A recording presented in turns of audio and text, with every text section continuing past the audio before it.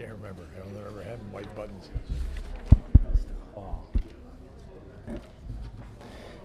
Thank you for coming to the listening session at 44th. I'm going to start out with a PowerPoint, but we can do some introductions here. To my left, we have Representative Wynn from the 43rd. And to my near left, this is Representative Loudenbeck from the 45th, and then Senator Cullen from the 15th.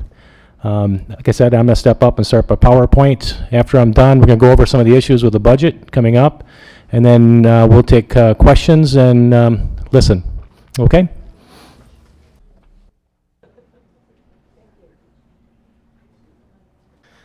The time frame of the budget. First, we've had the public hearings, which have been around the state, and the Joint Finance Committee has it right now. They're looking at the other aspects of the budget, and then it'll be given to the Assembly and the Senate for review, and then we'll vote on it, and then it'll be sent to the governor for his signing. We're looking at early summer for that. The budget goals, we're going to balance the budget. That's nearly $3.6 billion in the hole right now. We want to lay a foundation to create jobs and to balance our budget and have 250,000 jobs by 2015. Is that better? Okay. We want to expand educational opportunities, protect local schools, and refocus healthcare programs. The state business rankings came out, and Wisconsin has actually moved up 17 spots to 24th from 41st. Now that's the fastest it's ever done in the CEO's magazine. Our neighboring state, Illinois, dropped 40 spots in the last 3 years. So Wisconsin's going in the right direction, Illinois is going in the wrong direction. I think that's evident with some of the issues we've had where Illinois businesses have come across the border to create jobs in Wisconsin. I think we'll see more of that. The budget reform, we're looking at no new taxes, no segregated fee funds being raided, structural deficit reduction by 90% from down to $250 million from this $3.2 billion right now. We're cutting state spending by 6.7% or $4.2 billion and freezes property taxes.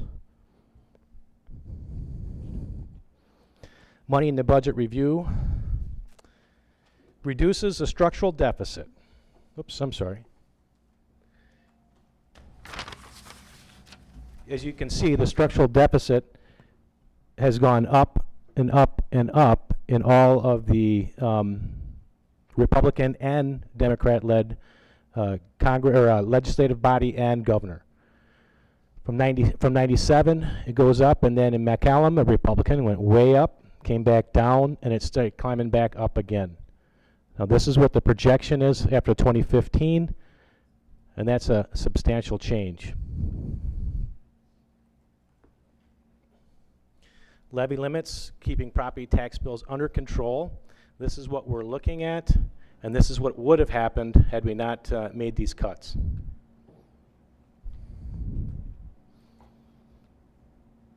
Where's the money coming from?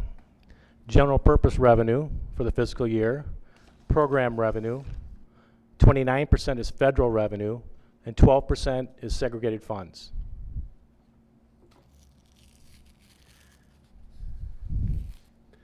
Now that money comes from income tax, 51%, sales tax, 33%, corporate tax, 7%, public utility, 3%, excise tax, 5%, and other, 1%. Who's getting what?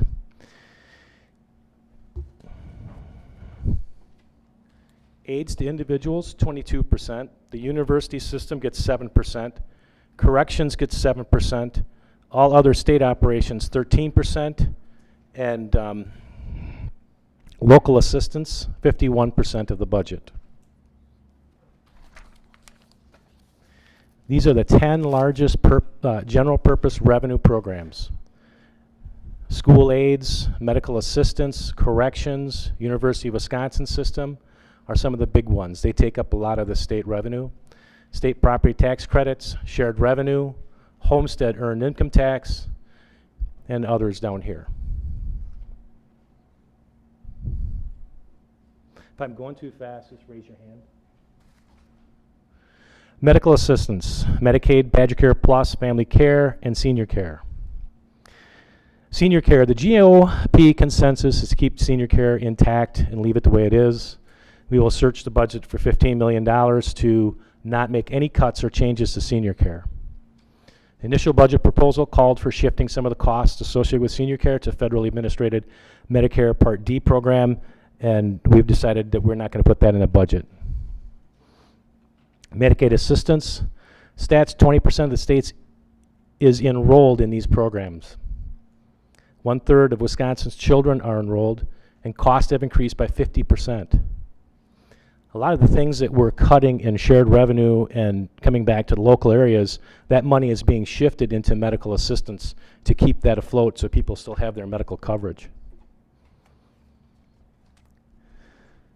The Medicaid program was given $1.26 billion the GPR increase to offset a loss of one-time federal funding that was used to balance the last state budget. And that was a use of one-time federal funds to increase the program, and now we have to make cuts in local shared revenues to fill in the gap of $1.26 billion. It maintains funding for Medicaid, Badger Care, family care, senior care, and actual expenditure levels of prior years.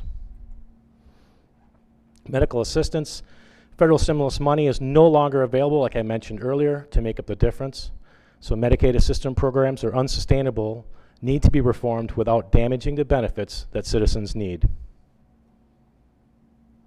I think you'll find the DHS is working on that to try to reform without making cuts to the benefits.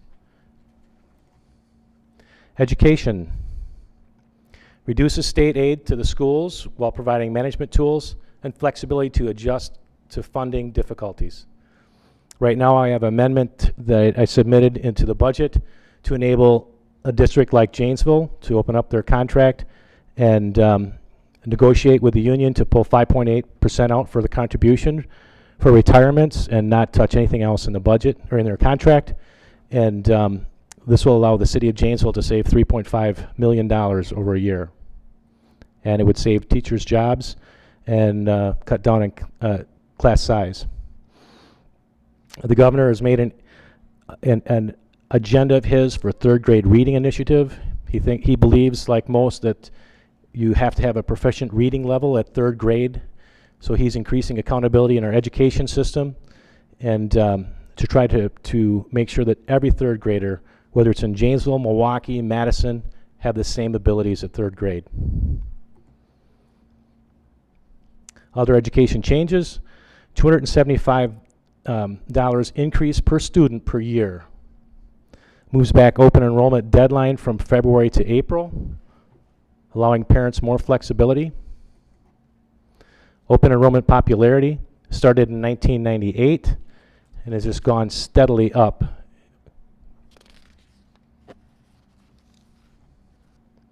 Municipalities, shared revenue distribution.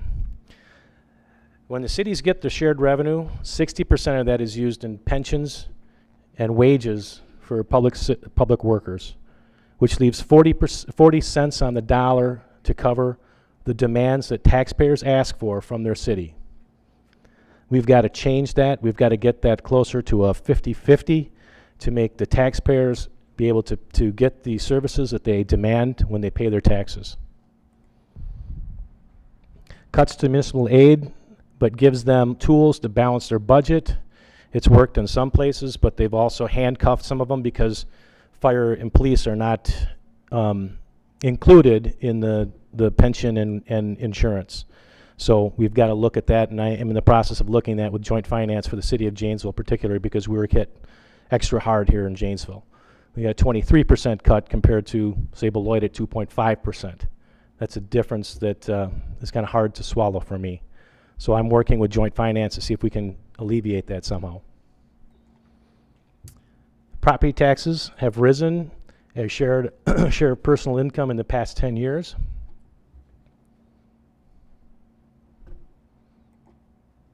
Transportation and tourism.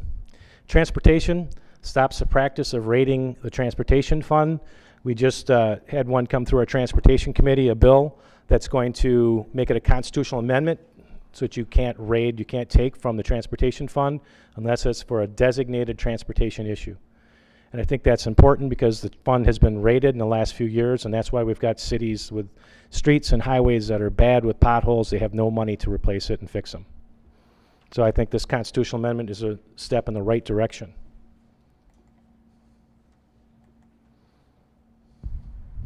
We're also looking at the zoo interchange in Milwaukee. I know that doesn't affect us, but it affects a lot of traffic going through the state of Wisconsin. I also was on there, I didn't see it, the funding for the I-90 39 interstate. The enumeration for that is in the budget, and that's on fold for 2015 to start that and get that going. I think that's vital for the city of Janesville and the state of Wisconsin to open up to 3 lanes. Oh, there it is right there. And the one in Milwaukee too. Job creation measures funds the new Wisconsin Economic Development Corporation with $196 million. If you haven't been following, the Wisconsin Economic Development Corporation is going to replace the Department of Commerce. It'll be a private base and government joint venture, which will allow businesses to come to Janesville. And if they need one last thing to get into Janesville, they can go to this entity, and the responses will be faster to get them the benefits they need, to start a business in Janesville. Eliminate capital gains taxes on long-term investments in Wisconsin. Increases funding for Wisconsin's tourism and marketing efforts. To sum up the budget, yes, there will be reductions in state aid, although tools are given to governments to cope with the reductions and so that they don't harm education and local services.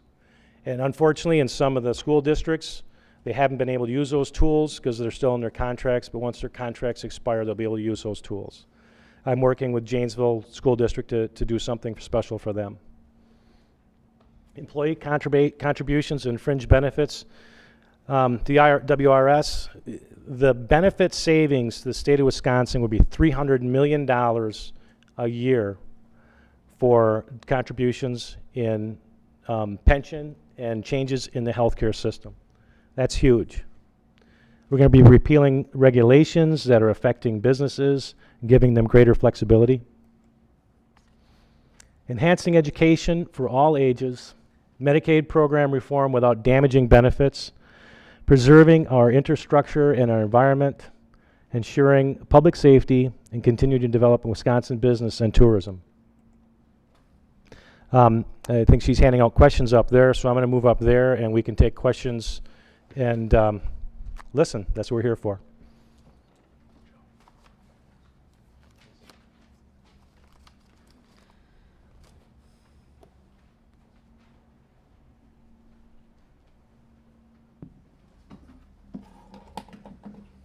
Evan, you want to take one first? You got any? Yeah, I'll go first. Start and we'll just move down. I received a question from Wilson Leong. Okay. Mm-hmm. Yeah, the question is specifically how much expected revenue for the state will your early morning 6 a.m. liquor sales bill provide? For the state, it'll be equal. What we're finding is that if people can't purchase what they need at the local community, when they're on the road, they'll purchase in another community. The reason for the bill, I've been asked this a number of times with the problems that the state has facing us, why did I take time to do a bill like this? That's because several people in my district came to me. They're third shift workers. They came in and said, you know, we're coming home on third shift. We're getting off around 6, and we're stopping in to do family shopping.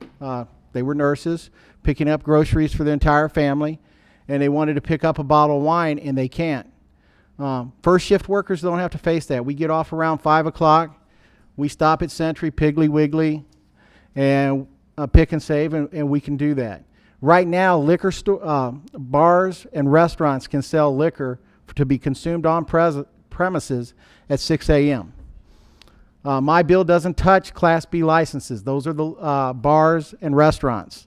It only affects Class A license holders, which are the grocery stores that sells packaged alcohol to be consumed off the premises. The bill also states that the local community has the right to decide what to do with their hours. Right now, if the city of Milton decided they wanted to allow the Piggly Wiggly to sell alcohol at 6 in the morning, they couldn't by state law. What my bill does is says that local control can decide to make it 9 o'clock, noon, or 6 a.m. when the store is usually open. It's a common sense thing for people that work third shift. It's also a thing that independent grocers, not the big stores like Walmart, the super Walmarts, but the small stores like the independently owned Piggly Wigglies, Sentries, and Pick and Save worry about, because they know every time they tell a customer no, that's one more time that the customer might decide to shop somewhere else. We also know that when people are going different places, if they have to wait for the store to hit a magic hour of 8 o'clock, they'll just get on the road. And when they get to Green Bay or wherever they're going, they'll just find the most convenient place to shop, which is usually going to be the big super Walmart right off the interstate. So this bill is designed to give some flexibility to third shift workers and also to take care of the small independent grocers. Any other questions about that issue? Or just to follow up with regard to the revenue side, you indicated it's equal. I guess I don't understand what you're referring to as equal.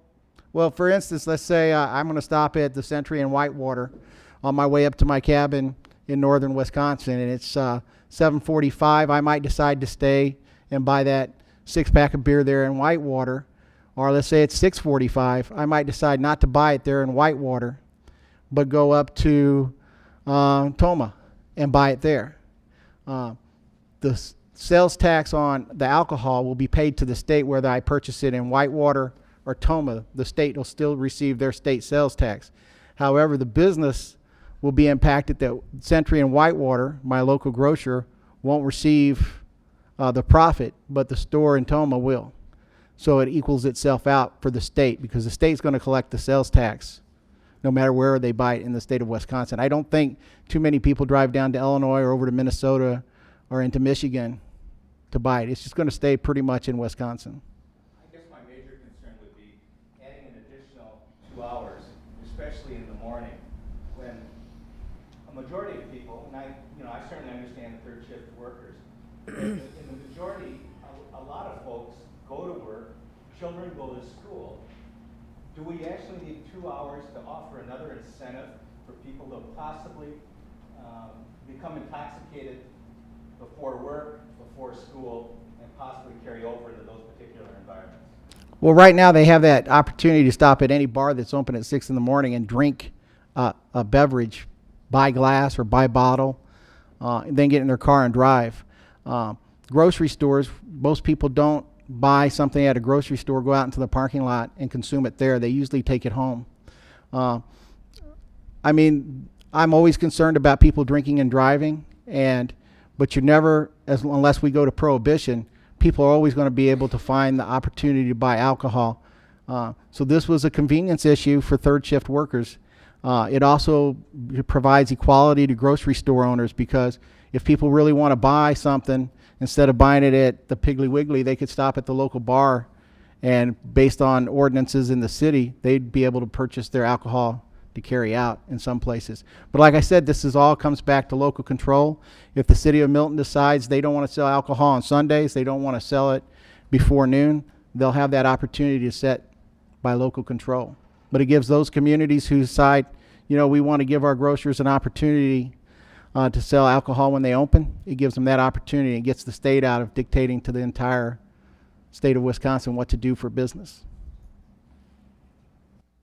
Oh, you got a question, or? We can take, I only have one. So Okay, if you wanna yeah, take go one? Okay. This one is regarding the mega dairy and regarding the dairy in Bradford. Do I have to, I didn't know that. This one.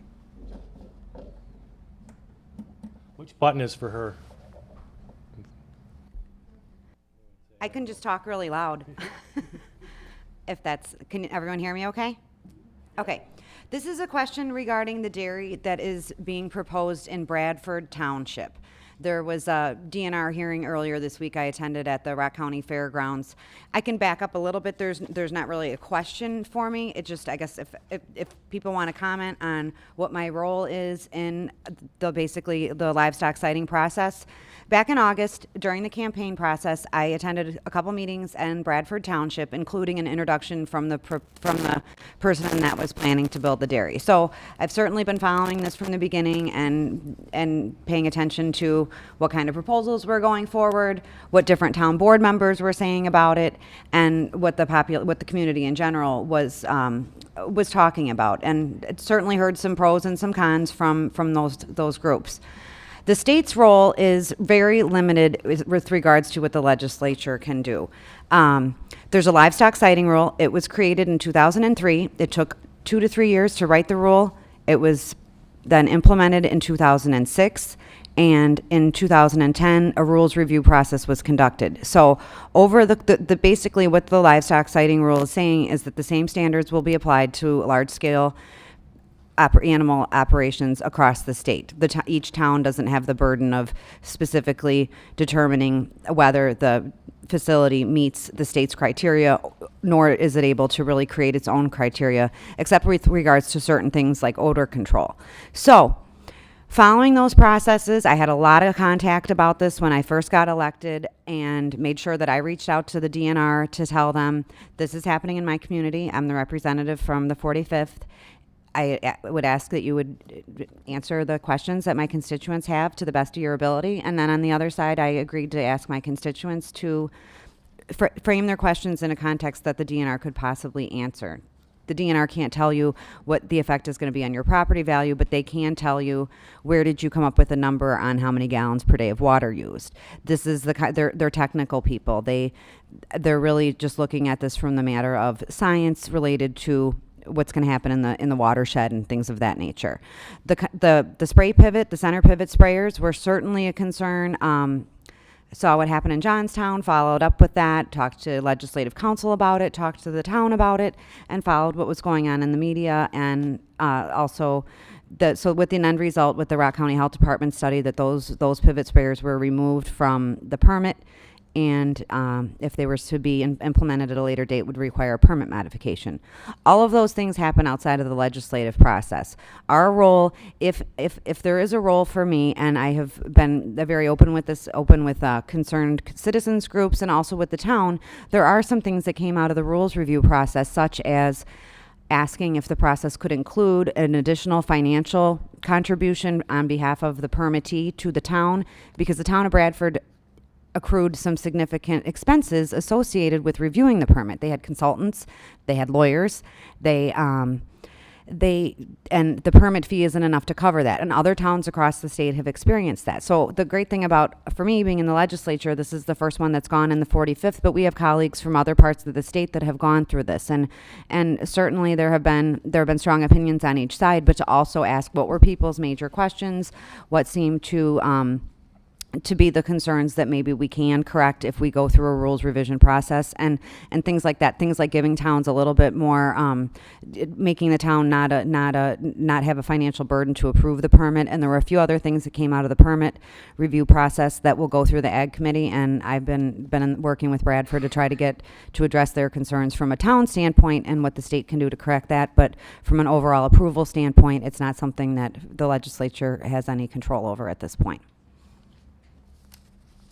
Okay, we got quite a few questions about photo ID that went through last night. So I can address some of the concerns. A lot of people are wondering why we initiated a photo ID.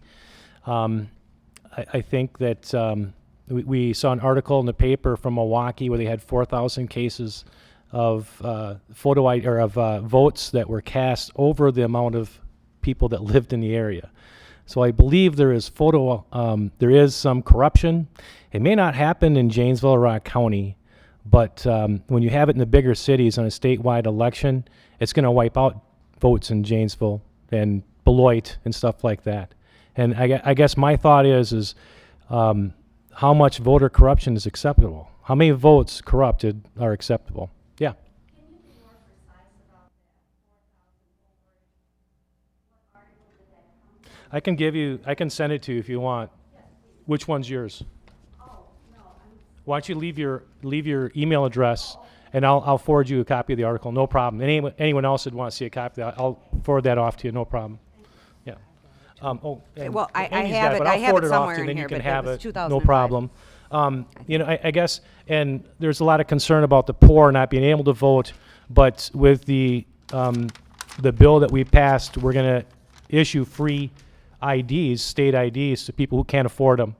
If they can't afford them, this gives them, when they have an ID, this gives them a good way to participate. Because if you don't have IDs, you can't get a lot of things. So now the state will supply them with an ID, a state ID paid for by the state, that they can use to open up bank accounts. They can participate in life that a lot of people do with photo IDs. And that will help out the poor even more than just being able to vote. Yeah.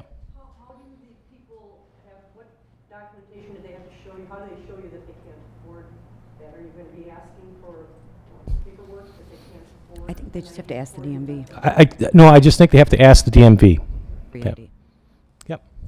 Yes, I have a strong objection to this. I think that voter fraud is a minimum problem. I haven't seen the documentation that you just cited. I think voting fraud, computer errors, is a huge problem and has recently, since the onset of computerized voting, has been a huge problem.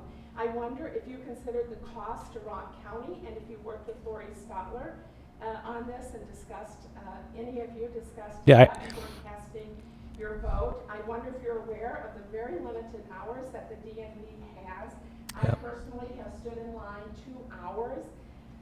The DMV, at least when my daughter got her driver's license, is not available by telephone. You can no longer call the DMV. I had to use the computer to set up an appointment for my daughter to get an operator's license.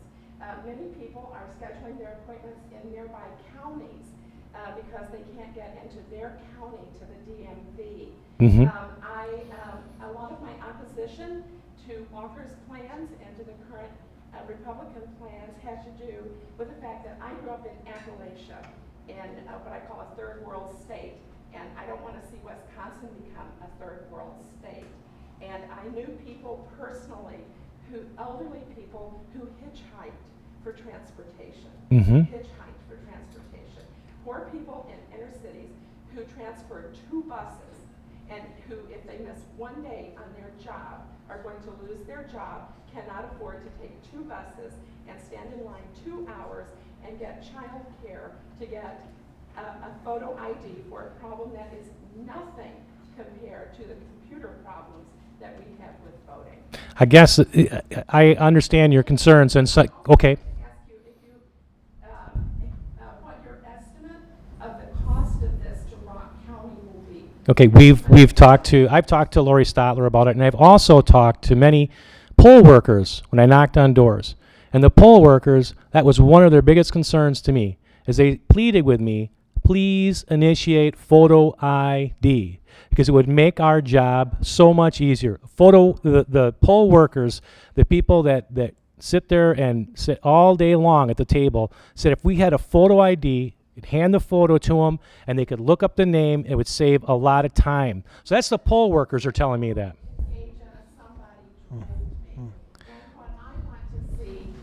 But those are the people. But those are the people that work in the poll. Okay. I can tell you that I know poll workers who say the opposite, that my poll, that they tell me they've never had a problem. So that kind of personal testimony is not what I'm asking for. What I'm asking for is how many dollars this is going to cost Rock County and how much difficulty to students, to people who live out of state part of the year, to elderly people. Okay. Can I answer some of the questions before because I'm forgetting everything. So before you can go, I just got an administrative thing. The TV cameras have asked if when you want to come up and ask a question, you go to one of the 2 microphones so they can record the questions. This one over there. Okay. Thanks. Okay, to answer some of the questions, we've put aside what was it, $6 million or for $4 million for this to initiate the cost of what it's going to cost for the IDs. There were two different fiscal estimates. One is the cost for the Government Accountability Board to go through a process of outreach and training to implement the process. And then the other, there is some funding that looks at what kind of revenue might be lost from the DMV because they'll be issuing these IDs for free. A few years ago, the DMVs were severely, the access to DMVs was limited. In some counties, those DMVs were closed or restricted hours. And that's something that some of those constituents have asked to have that have more access to their DMV. Or we talked about, Joe talked a lot about there's actually mobile access DMV registration units that can be deployed around the state. There are a lot of different ways that this can be implemented outside of the traditional method of just saying, well, if we had to have XYZ in all of these counties. I think they're still looking at what the best way to administer the actual ID, the ID piece of it to increase access. Just briefly regarding Lori Stotler, from back in February when the Assembly, when the Senate had the first hearing on this, I took Lori Stotler's testimony personally upstairs for her to the Senate hearing. We've corresponded regularly. I know she couldn't make the Assembly hearing because of the recount, but I've been in regular contact with her. I've heard her. I talked to her too. I'm sure. Yeah. She has, what Lori's concerns are is not the photo ID, it's more of the cost. And we understand that, and I had talked about up there with leadership of initiating a way that DMV can work with the local clerks, so that the state would cover the cost, the DMV would come down here and locate in Lori's office, and then they would be able to burden some of that cost and issue the IDs on certain times. Do we want to let other people ask questions? We need to move on. I'm just sorry. I wanted to get, what was the final dollar amount? Because I thought we were broke. And was that for Wisconsin or for Rock County to implement the voter ID? That was for the state. It's not. For the state of Wisconsin? We don't have the cost for Rock County. I'm sorry, I don't have that. Okay. Because we're not trying to So we don't put know how much this is going to cost us. We're not trying to put the cost onto Rock County. We're trying to burden it at the state level, and we will help out with. That's why we're doing the DOTs. We thought we were broke. We need to move on to other I'll let people it with go, questions. I thought okay? we were broke. Evan, Thank did you you. want to talk? Yeah, first of all, the number that they're talking about is an estimate. Just like you might have read in the newspaper that we have an extra $600 million. That's just an estimate. There's no real something you can hold in your hands. That estimate is based on information that they get of people that they believe don't have IDs.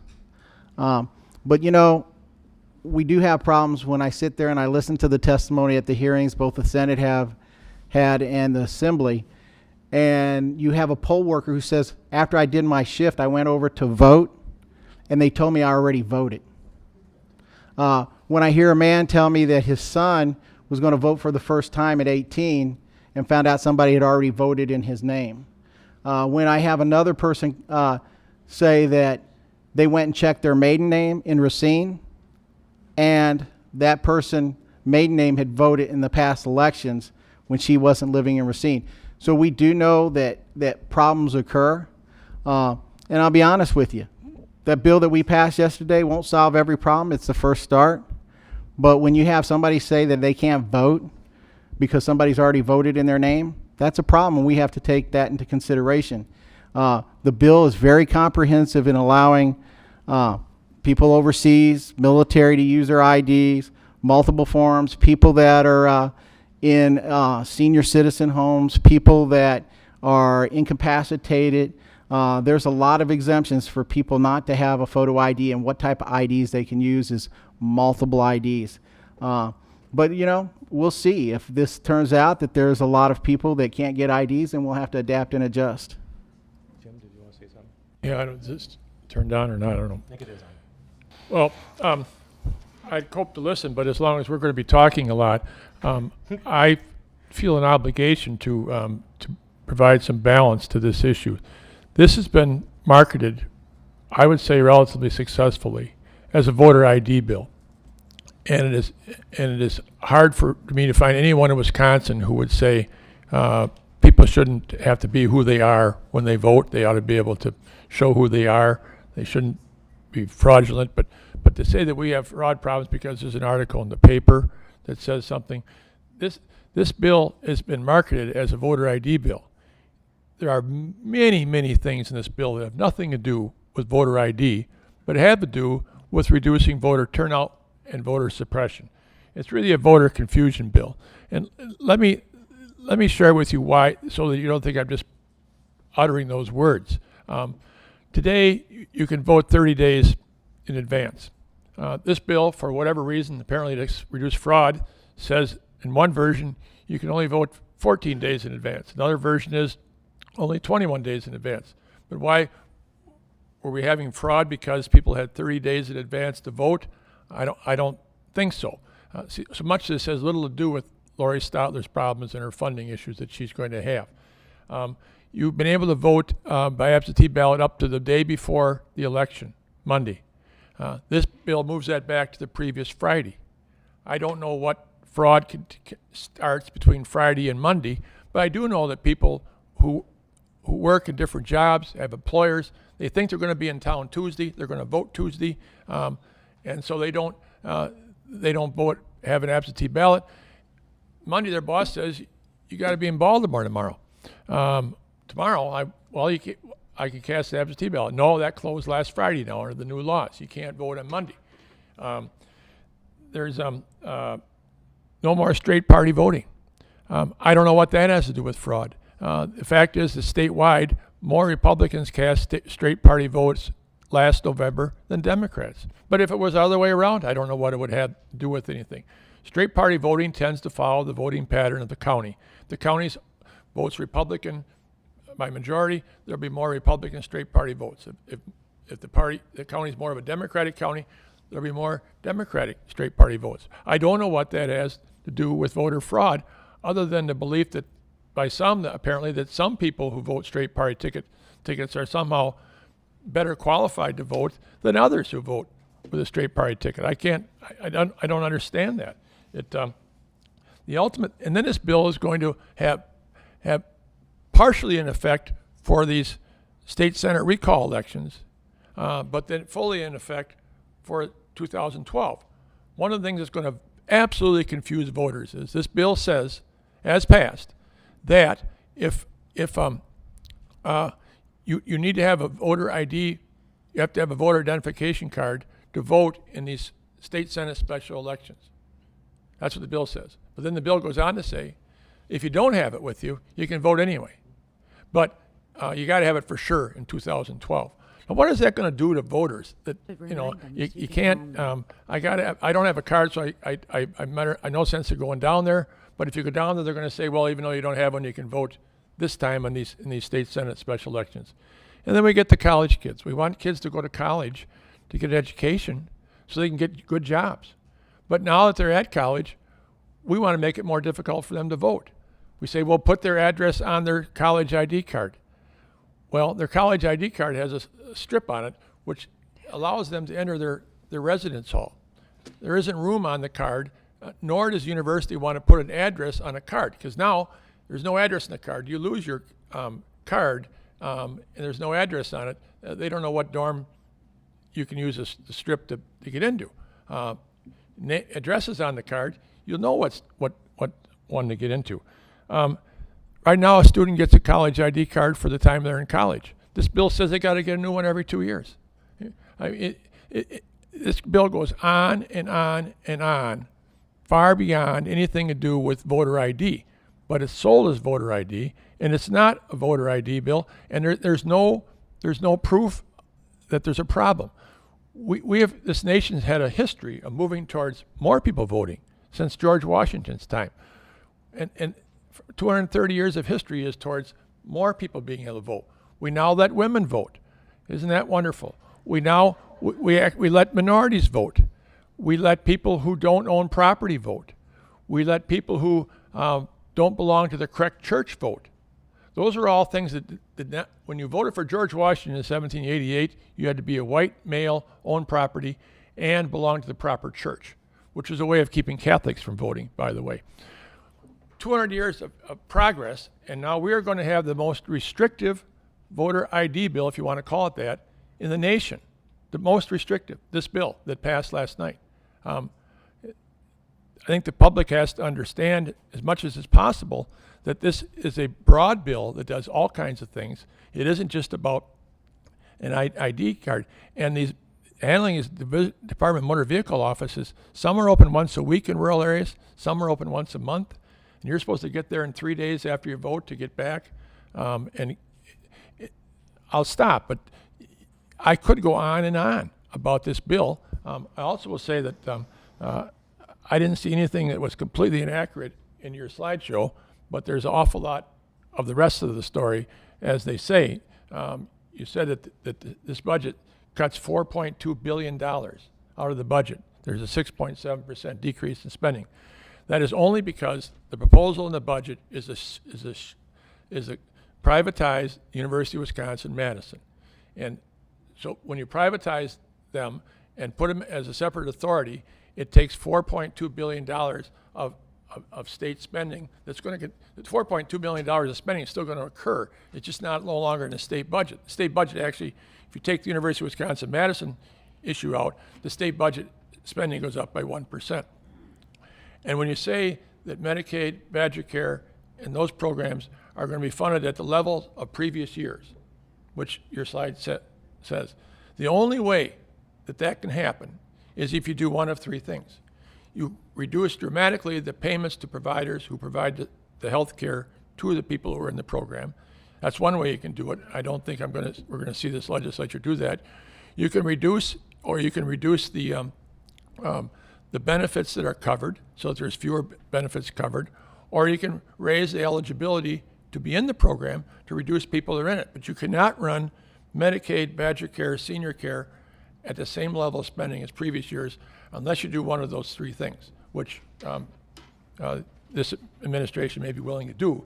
But to say that you can run the same program at the same amount of money as in past years, it defies all data on health care costs and what it's done to go up. Well, and I could go on a few about corrections on your concern about the photo ID for college students.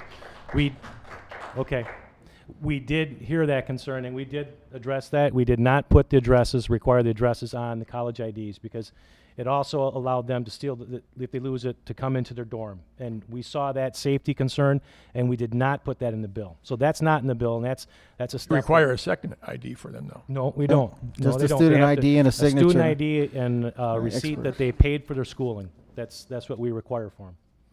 So, I mean, to make sure that they are a student. Photo ID or? No, just a general comment. Sure. My name's Lisa Sheldon, and I'm from Janesville. Mm-hmm. And on the Rock County Republican Party website, Mr. Knilans, you posted, I will listen to the citizens and business people of our community and take their ideas, voices, and concerns to Madison. Well, I've emailed, I've called, and I've even stopped into your office when I was in Madison, and you never returned a call or an email. So I ask for your attention now for just a few moments. Sure. Regardless of whether I voted for you or not, you must represent all the residents of District 44, not just cherry pick the ones that you want to. Some of the people of the 44th District did elect you and sent you to Madison to create jobs and stimulate economic growth. But instead, I find you focusing on, not on jobs, but you've continually voted lockstep with your party. In the short time that you've been in office, and this is information I've collected from the internet, so I hope it's true, that you've passed legislation that protects elder abusers and limits the crime victims' recourse in pursuing legal action against the perpetrators of the violence or negligence. You've passed what many have called the budget despair bill because of its devastating effects it will have on our schools and, most importantly, the middle class. You've passed or voted for a bill that says municipalities can no longer or are no longer required to disinfect drinking water. You've also voted to pass the voter ID bill, which will only disenfranchise voters. And from what I read, you are co-sponsoring the concealed weapons law bill. When you decide to vote for the rich, giving tax breaks, supporting those who accept thousands of dollars from the Koch brothers, and those who don't pay taxes, I'm wondering when you're going to stand up for the people that are in your district, even though they didn't vote for you. And also, when you're going to let the middle class finally reestablish itself. The voting that you've done has done nothing but destroy the middle class. And when are you going to consider bringing people up to the middle class instead of trying to lower everyone else down to the level? And I just did the calculation. It is 174 days until November 3rd, which is the date that many of us will start the recall process for you. And I just want you to know that we will be doing that. Thank you. Okay.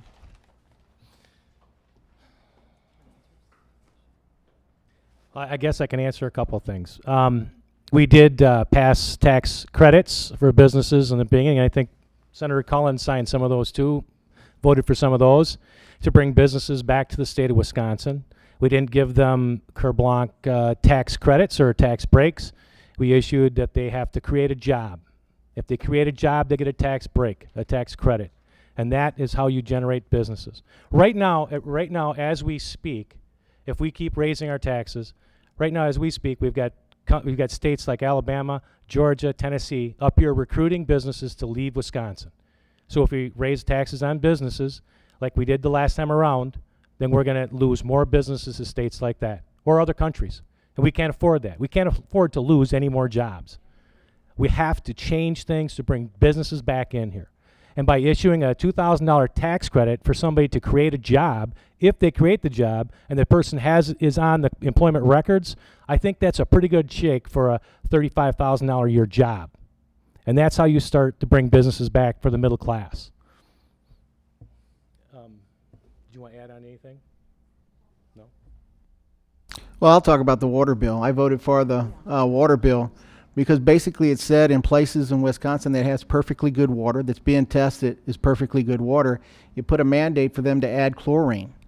You know, one of the problems we've seen in recent times is that we've gotten to the point where we just take antibiotics and use antibiotic things, and well, guess what?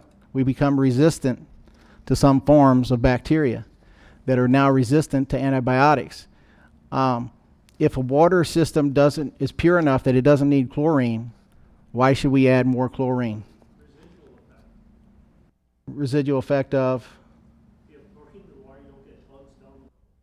Well, you know, if we go and put a lot of chlorine in it, I think that is not natural, and I think that's going to cause even more problems. But the bill says that if there's a problem in that water, that community can do it. Right now, the federal government has a mandate on what we have to do. What we did is we raised the mandate in the last session above the federal government standard and told everybody you have to meet it. What this bill did was say, we're going to meet the federal mandate. We're going to meet the federal standard. And if your community decides to go over it, then your community will do it. But right now, it costs towns a lot of money. I was at Orfordville Village. They're looking at having to change their water treatment facility. It's going to cost that community about $1 million. So it gives that community the opportunity to decide they get a vote. Do they want to spend $1 million on a system or don't they? And the community will decide because it's going to be the community tax dollars, not people at Madison deciding what Orfordville should do. Do you want to take another question, or do you want to related to the budget, maybe? Go ahead, you can take it. Do you have one related to the budget? Oh. There's still a voter ID bill. Voter ID? Yes. Yeah, sure, come on up. Does- What's your name? Jeff Curl. Jeff Carl? Okay. I have a question. I've seen that there's going to be a number of up to $8 million to implement this voter ID bill. And according to Mr. Walker and everybody, the state is broke. So where is this money going to come from?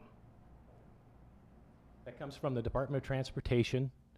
We're broke, though. We don't have it. This is Depart- an extra fee. The Department of Transportation has a segregated fund, and that comes out of that segregated fund. The Department of Transportation will pay for that, just like offering you an ID. But we're broke, remember. So Well, first of all, it's an estimated $6 million, not $8 million. And it's an estimated cost. We'll see what the cost is when we see the people that show up to get the free ID. Like anything, you can estimate how many people were going to show up here tonight. We could have estimated there was going to be 1,000 people to show up here tonight because of the controversial issues we're facing and the decisions we're making based on our best common sense. But 1,000 people didn't show up. So the point of that is just like the $600 million they said we have a windfall of, that people are already contacting me to spend. We don't have the money. That's just an estimate of what we'll have in 2 years. So just like the cost to the IDs, that's an estimate. That doesn't mean that will foreshadow that. 2 years ago, Governor Doyle had based his whole budget on an estimate that our revenues would be about, I think it was $6 billion more than it was. It turned out a little recession happened in between, and we didn't have that. So when we base things on estimates, that's all you can go by is an estimate, not the real fact of when it happens. So you have this money sitting there is what you're saying. No, we don't have that money sitting there. It's an estimate. Are you talking about the cost or the? That's the cost. No, it's an estimate of the cost. So therefore, how can we have money just set aside for it? So why do you have to ram this thing through so quickly when you don't have the money and you know it's going to cost you money? We and didn't the- ram and the this through state so is broke? quickly. It took 12 days for it to go from the committee to the floor. Now, let me just remind you that the last budget repair bill February. took 48 hours from the time it left Governor Doyle to the time it got back to him. It raised people's taxes by a lot of money. It took 48 hours, no hearings, no debate, and it was signed by the governor. So if you want to comment on it took us 12 days, it was too fast, I didn't hear too many voices complaining that 48 hours to raise people's taxes was too short. And I am going to add to that because the original bill, it's Assembly Bill 7, was introduced on January 27th of 2011. We're on the voter ID bill? On January 27th, Okay. 2011, AB 7 was introduced and referred to the Assembly Committee on Election and Campaign Reform. And a public hearing was held. The Senate had hearings on it. And the Senate had a hearing. I remember bringing Lori Stotler's testimony upstairs. And then there was a break in the action, and now we came back and it went through and it actually went through the Senate, then it went back to the Assembly. We had a hearing on it and we voted on it. Now it'll go back to the Senate. So it's this, I wouldn't call this a ramming down of a As far bill. as implementing it, why aren't we phasing it in over a Th- couple of It's years? this what Tim was referring to, Senator Cullen was referring to. They're calling it somewhat of a soft implementation on the photo ID, so people have the opportunity to accustom themselves to what the process might look like. The poll workers, so can I please see your ID? And if they say, oh, I don't have one, I didn't know that, then they can make a note of that and remind them to bring it in 2012 for the spring primary when it will be required. But so the soft implementation, we will have an opportunity to ramp up and do that. The universities will have the opportunity to modify their IDs. The registration process will be relatively similar to what it is, and the clerks and the outreach and the training will go on. And actually, in regards to where the money's coming from, when the Government Accountability Board got their estimated agency budget for the next biennium, when they went to their agency briefing with the Joint Finance Committee, they had actually asked to have some programs shifted over from GAB so that they could accommodate voter ID because they expected that was going to be something that was coming forward. And that came out of some of the campaign finance election budget items and was moved over so that they had the money so that they could implement it, do the outreach, and do the training. So some of this is already being considered within the confines of what the GAB's budget was originally for the next biennium. The answer is, of course, there is going to be money in the transportation fund because this budget transfers responsibility for about $317 million that has been the responsibility of the transportation fund, but now becomes the responsibility of the general fund, or revenues that did come into the, and I could go through each one of these specifically. It's basically mass transits transferred from transportation to the general fund, and paying off transportation bonds, which have always been paid off by the transportation fund, or transportation bonds. They're going to get paid off by the general fund. And then sales tax on car sales, and that might be some other type of sales tax, which have always come into the general fund, $35 million, is transferred to the transportation fund. The net effect of all that is, when you do all the math, it increases the burden on the general fund, which provides school aids and municipality aid and Medicaid, et cetera, increases the burden on them by $317 million, and there's a windfall of $317 million to the transportation fund, but not just the transportation in general, just major highway construction. So they're going to have another $317 million, so I guess they've got $6 million for this. Yeah, but I guess we should clarify the reason why we're taking sales taxes from car sales and from licensing or from auto parts sales and stuff like that to put in transportation funds, because it's been rated over the last two generations by, or the last two legislators, and the transportation fund is very weak now, so we have to build it back up. And that's why we're doing that, to build it back up. With all due respect, when that revenue, which I disagreed with, by the way, when they took the revenue from the transportation fund, the dollars, the cash, and put it in the general fund in the last biennium, they replaced it in the transportation fund with bonding.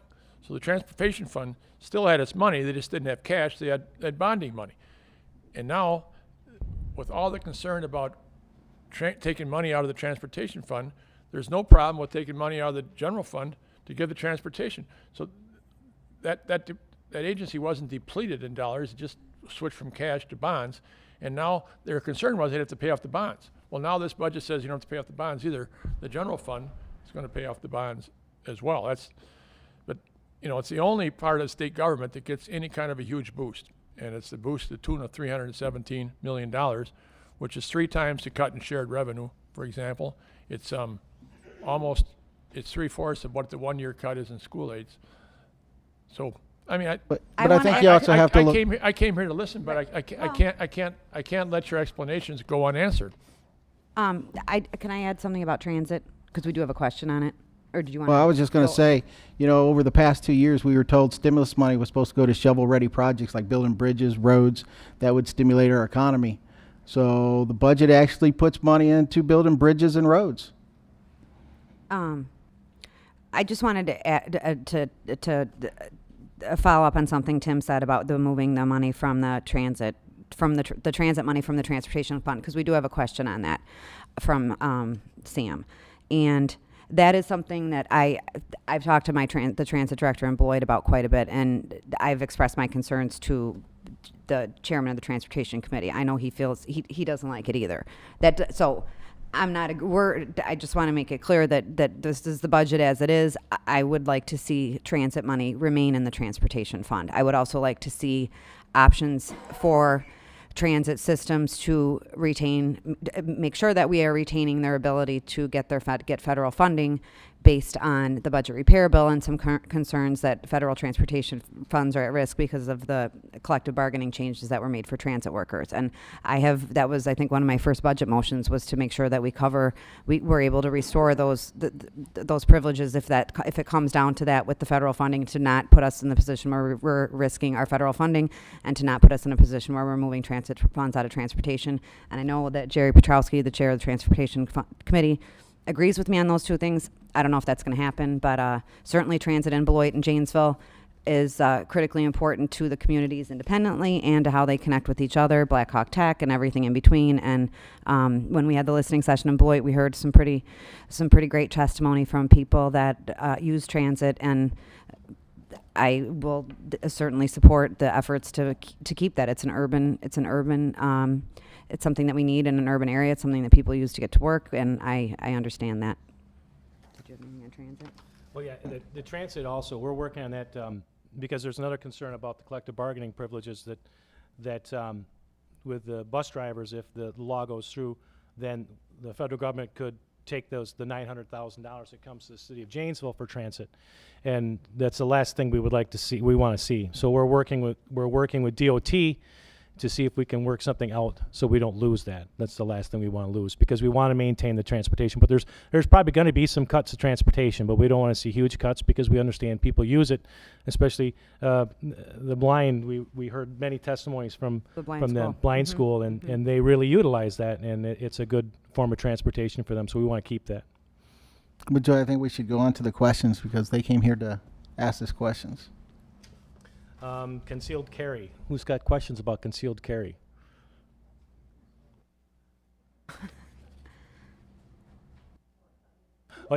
He's coming, then you're next. How's that sound? Got that one. Hello, everybody. My name's Bob Hine. City of Janesville. Just wondering what your opinion is. I'm all in favor. I'd like to see constitutional carry. I'm not sure where everything stands, but I'd like to know what your opinion is and where that stands also. Constitutional carry, I think, is something that's probably going to come, but I don't know if it's going to come right now. I think with the concealed carry, we look at other states.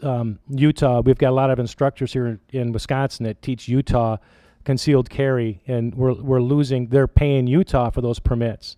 And if there's a true constitutional carry, you won't be able to take your concealed carry gun to other states because there's no reciprocity.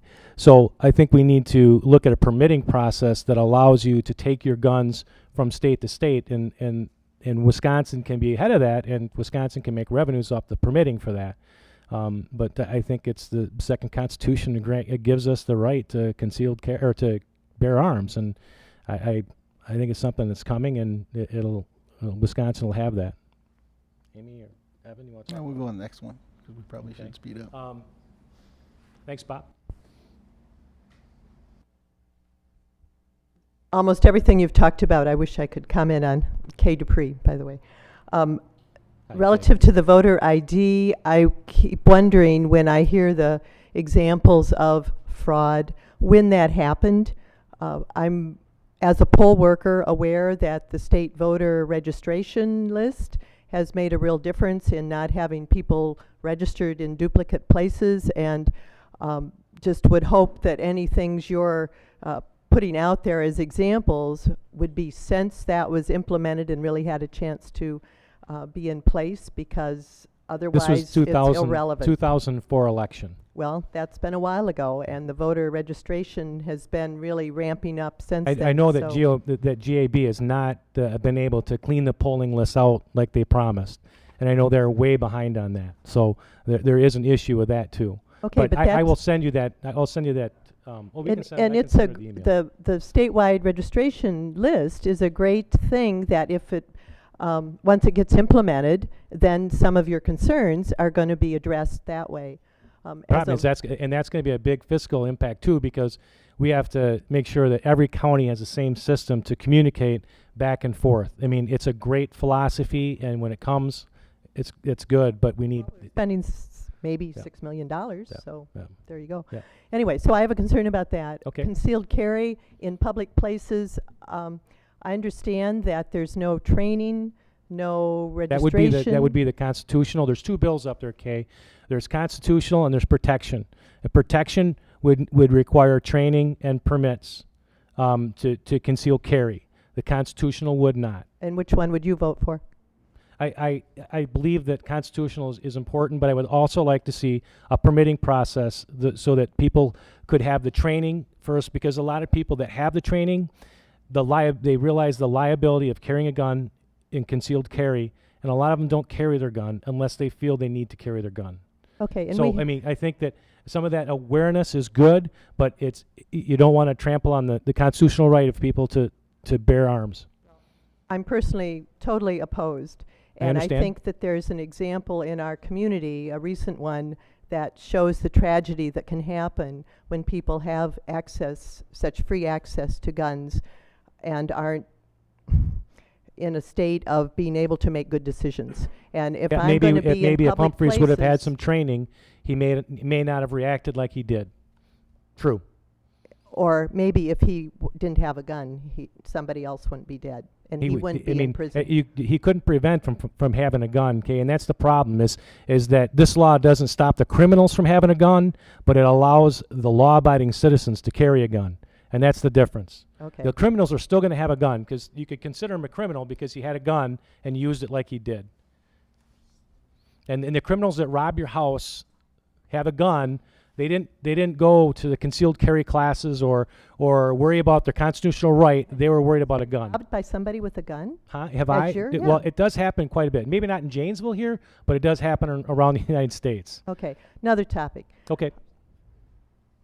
Two things, in fact. One of them is my concern about eliminating the earned release program that, as I understand, has been in the budget as well, that at a time when we're trying to reduce cost, and prison was up there, or one of the top ones, when best practices across the nation are that people, if you don't want people to go back to prison, you support them and encourage them to adopt good behaviors and support them when they're in the community and give them a chance to feel successful in doing that and not just keep them locked up until their time's up and then they're out. And so I have no clue how keeping people in prison is going to save any money, which it won't, and how it's going to protect our communities because it doesn't provide the resources to support people who are getting out. And so I'm wondering how you can justify that.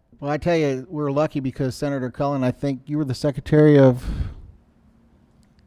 Prisons? Health and Social Services. Yeah. Because I know I was at Whitewater with him, and he's very, very well spoken on that issue. Maybe you would like to... Well, first of all, it's not in the budget. It passed in the Senate yesterday without my vote. Unfortunately, what's happened in Wisconsin is correctional policy has become partisan, as I guess almost everything else has, to the loss of the state. When I was Health and Social Services Secretary, it was before there was a Department of Corrections. It was a division of corrections within the agency that I was secretary for. And Governor Thompson, of course, Republican, was the governor. I was a Democratic cabinet secretary. We, together, the Governor Thompson and myself, put together, and with his full support and knowledge, an early release program where I, as secretary, who had the paroling authority for the state, I signed out on my signature alone 300 prisoners, and we did it. We did it in a bipartisan way because the Republicans in the legislature didn't want to be going after the governor of their party, and the Democrats in the legislature didn't want to be going after the secretary from their party. And so we did it bipartisanly, and it worked. And not a single. The most serious thing I've ever done in public life was for my signature alone let somebody out of prison, who I don't know for sure what they're going to do after they get out. But we screened them. Murderers and rapists weren't eligible, and they were basically people with substance abuse problems who stole to support their habit. That's largely who these 300 people were. And to my knowledge, and I followed it for months even after I left, none of those 300 committed a serious crime, to my eternal gratitude. But I'm not saying that they were all perfect people. I'm not saying they didn't steal some money again to support their habit. But our goal was to get them into the community where they might get treatment for which was their real problem, which was substance abuse, alcohol or drugs. That's what they stole for. That's why they got to prison. So unfortunately now, but once it becomes a partisan policy, then the parties try to figure out who's tougher on crime. And when you try to figure out who's tougher on crime, this is what results. So it's unfortunate, but it's the way Madison has become. Okay. Yeah, I think we can look at what Bob Spoden's done. Sheriff Spoden's done some good things in Rock County here. Yeah, and I also sat with Judge Warner on the drug court last week, and I was really impressed. 140 people in 5 years have graduated from there, and they've only lost 10 that have had switched back. And I was amazed at that, and we need to keep programs like that because that gets them before they get into jail, Right. and keeps them from going into jail. That's where we need to concentrate on, is to get the kids and the young adults. And adults, I was surprised there was adults in there too, and to get them there, give them the help they need. I mean, they had to go through aggressive violence training. They had to go through drug rehab, and they had to go through criminal minds. And I talked to the judge, and I think it's just great what they're doing. And those are the programs we need to concentrate on, Kay, Okay. to prevent them from getting into prison. But we also need to realize that some people in prison would benefit from similar things outside of the prison walls. And if they've earned, because of good behavior, the chance to do that, why are we not giving them that? They're going to come back to our community at some point. Mm-hmm. So why not Yeah. let them come back at a time that we can still provide them that kind of support? Well, that bill hasn't come to us yet, but we will take your thoughts and consider your thoughts when we're looking at that and debating it in Okay. committee and My on last the thing floor. is, I was at this program in Whitewater the other night and heard 12 amendment ideas that Mr. Wynn proposed and gave his rationale for what suggestions he's making for changes in what has been in the budget. So I'd be interested in what you have done along Well, that I- line. Can I go first because I have to go? Yeah, go Do you ahead, want to Amy. hear mine or no? Because Sure. I have to go quick. I'll just run through some if that's okay because I Sure. don't want to. I 'Cause apologize. I have another. Amy and I commitment. both have commitments. Yeah. I in Whitewater and Um, her in Beloit at 6. Okay. Oh yeah. I'll Well, try to. maybe I should ask if anybody else is interested. in Well, any the of budget, no, this amendments is that a were budget hearing. proposed? I actually appreciate the question because I think I definitely think it's important. Real quickly, we do budget motions and they have to deal with different sections of this giant, mini budget that we have with, you can see all my little tabs and stuff. Once or twice a week, the Joint Finance Committee meets and they go over different parts based on what the Fiscal Bureau estimates are, and we get a briefing on all the testimony that came through the agencies. And so some of my, I haven't finished all my motions, but I've tried to keep up with every week and then do a few overall ones. Like the transit one hasn't come up, but that was important and I got it out right away on restoring collective bargaining if federal funds were going to be jeopardized. And I also have already done one to restore the appropriation for Main Street programs. Beloit's got a Main Street program. They're affiliated with the National Register for Historic Places. If that line item isn't in the budget, they could lose their accreditation, and it just wouldn't. Even though the Department of Commerce had stated they didn't intend to not support the Main Street program, it needed to be in there. So I did a budget motion on that.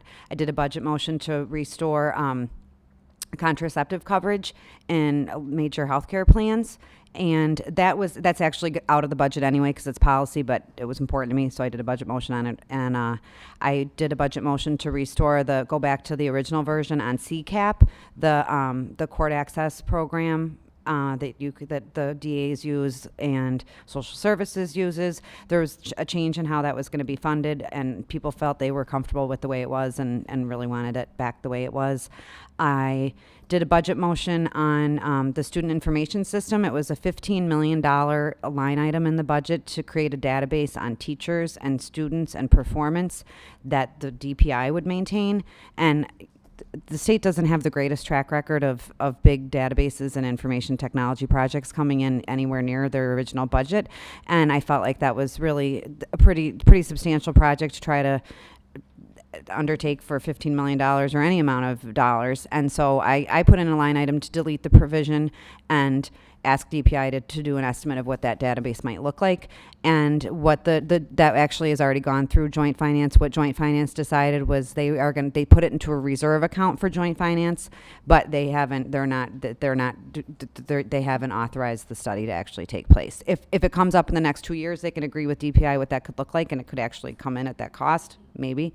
But what else? I plan to do one on recycling. I want to see that authority or that funding used for the purpose for which it's collected to a certain extent. But some of those recycling grants have turned into just a subsidy for trash collection for the cities. And I'm not saying anything about Janesville in particular or other communities, but I can tell you one municipality that they have an outreach coordinator. They do a lot of outreach. One municipality in my district, they make money on the recycling. So it's different. It's gotten away from its intent, and that's our obligation too, is to say, is this program performing, to the extent for which it was authorized? If not, what do we have to do to make it different? I think we have to make it different. I don't think we should be removing that funding and removing the support for recycling. I know I have a few others, but those are the main ones. And I know that as the time goes by, that I'll continue to make changes based on what I'm hearing from the listening session. So I have cards by the door. I'm going to run, but if anyone has anything they want to email me, I'd be happy to take a look. Okay, thanks, Joel. Good job. See you, Senator. A couple things I'm looking at right now. I talked about one earlier for the school board in Janesville and other districts that have a 4-year contract. Could save teachers' jobs. That's a budget amendment I put in. I've also put a budget amendment in to help out the city of Janesville with the police department, because with the budget repair bill, it takes pensions and insurance from the sergeants, and the police officers are exempt, so then the sergeants make less than the police officers do, which doesn't make too much sense. So we have discussed that, and that's coming through too, hopefully. And then I did a budget amendment on the city of Janesville's revenue we're working on that with the Joint Finance Committee to see if we can change how the funding is done here in the city of Janesville, because we took a rather large hit compared to a lot of others. Like I talked about in the PowerPoint, we took a large hit, and I think that the formula, it was geared for a city of Janesville that had 5,000 people or 3,000 people working at General Motors and Lear and everybody else, and everybody was paying property taxes and making good money, and that's gone. So we have to see if we can adjust that formula. So those are some of the things, and I'm working with other legislators on their budget. They've talked to me about ideas, and I have the same idea. Well, I let them put it in. I mean, it doesn't matter how many amendments I put in, because I want to make sure that the right amendments are put in. So, I mean, those are some of the things that we're looking at. Huh? No, the budget amendments we don't co-sign. They're into the budget. And then what happens is we submit the budget amendments to the Joint Finance Committee, and then when they get to those areas, they talk about it as the Joint Finance Committee. And they could change our language to whatever they want, and then they insert it into the budget. And then they put the fiscal estimate on it and cost on it. So won't you give Evan and Amy a round of applause for coming?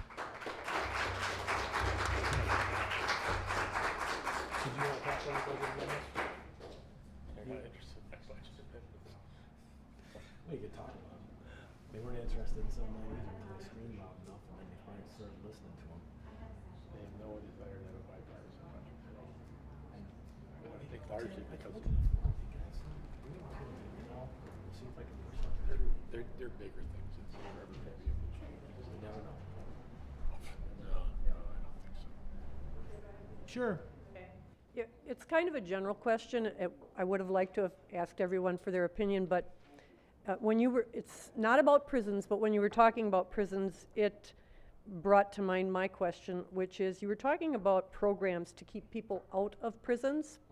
And I have kind of a general theory that I think a lot of people have, that if you have a good educational system, you can that's a program that prevents people from going into prisons.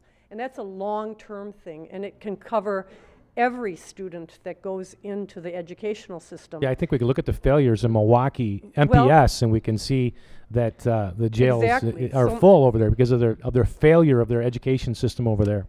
Right. So my question is this. It kind of follows through. First of all, there's an approximate $900 million cut in funding to K through 12 education in the budget. My first question is, it's actually, can you refer me to a clear description, item by item, of how you came up with I think that's an estimate? Yes. Could you refer me to someplace that I can see the listing, item by item, how those cuts were arrived at for K through 12 education? That's the first part of my question. You look in the summary of the governor's budget recommendation. You get that on that state website, and you can go through that, and it'll show you in education how they came up with the cuts, where they came up with the cuts. And again, this is a proposal. We're still changing things, but yeah, you can look at it there. Is it clear or is it in legalese? No, it's in clear. It's layman's terms. I can show you. You can look at it when we're done here if you want, and I can show you what it looks like. I And would you can like look at to, it. Yeah, yes. no problem. But the next part of my question is, I wanted to just hear from everybody, and unfortunately now 2 people are gone, the justification for taking $900 million in cuts to K-12 when it's such an important part of our whole system of democracy. And I think I've heard it quoted that to have a strong democracy, to have a strong country, a strong educational system is what we need. And you can talk about the failure of schools, but if you're going to take more money away from the schools, I'd like to know how that's going to help the schools. Mm-hmm. And then I'd also like to know from your PowerPoint, it seemed, I didn't understand on one of the slides after saying that there were going to be those cuts, another slide said that there was going to be a $276 increase per student. Right.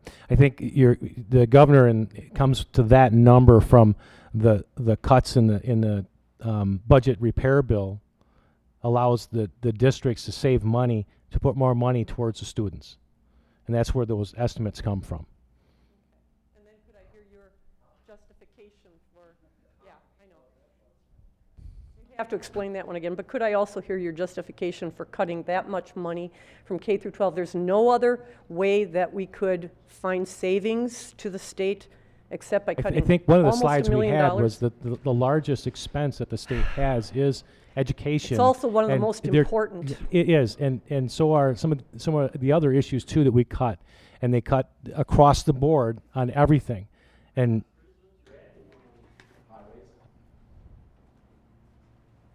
Okay.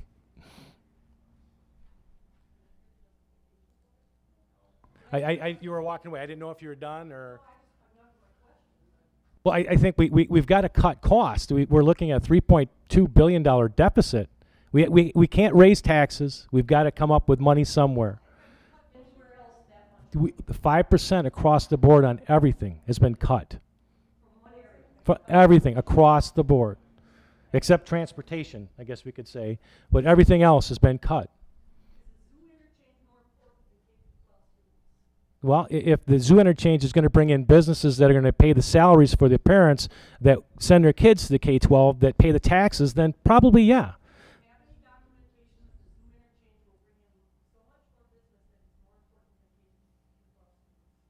It all goes back to bringing businesses into the state of Wisconsin. If you don't have businesses, you can't pay the taxes. People aren't working. They're not paying property taxes that pay for the schoolings.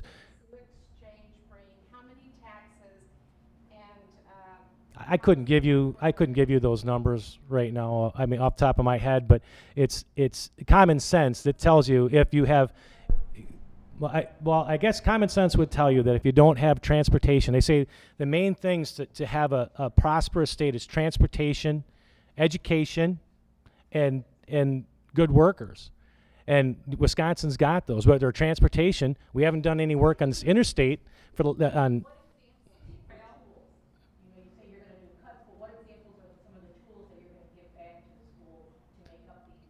Well, with the WRS cuts, I mean, the participation in retirement, 5.8%, for example, they'd save Janesville $3.5 million to go towards their budget. I mean, look at the city of Janesville. We were at a $10 million deficit before the budget repair bill came down, and now we're at a 13.5. I mean, their issues should have been addressed on Janesville's budget, school district budget, a while ago in closing down schools, but they couldn't. And now there's going to be cuts. I mean, I feel sorry for the school board. They're going to have to go through and make those cuts. But if we can get some money from WRS from the teachers and the 3.5%, the 5.8% goes into their pension, nowhere else. I mean, we can look at the state of Illinois for an example. Blagojevich didn't pay into the pensions for the government workers for 5 years or maybe 10. Now they're saying it's going to take them 30 years to raise the money to bring their pensions back to health. And they raised their taxes 66% for that reason. We can't afford to raise our taxes anymore in this state, but we need to keep our pension system 100% funded like it is right now. And that's why he asked for the participation from the government workers to pay into their retirement, 5.8%.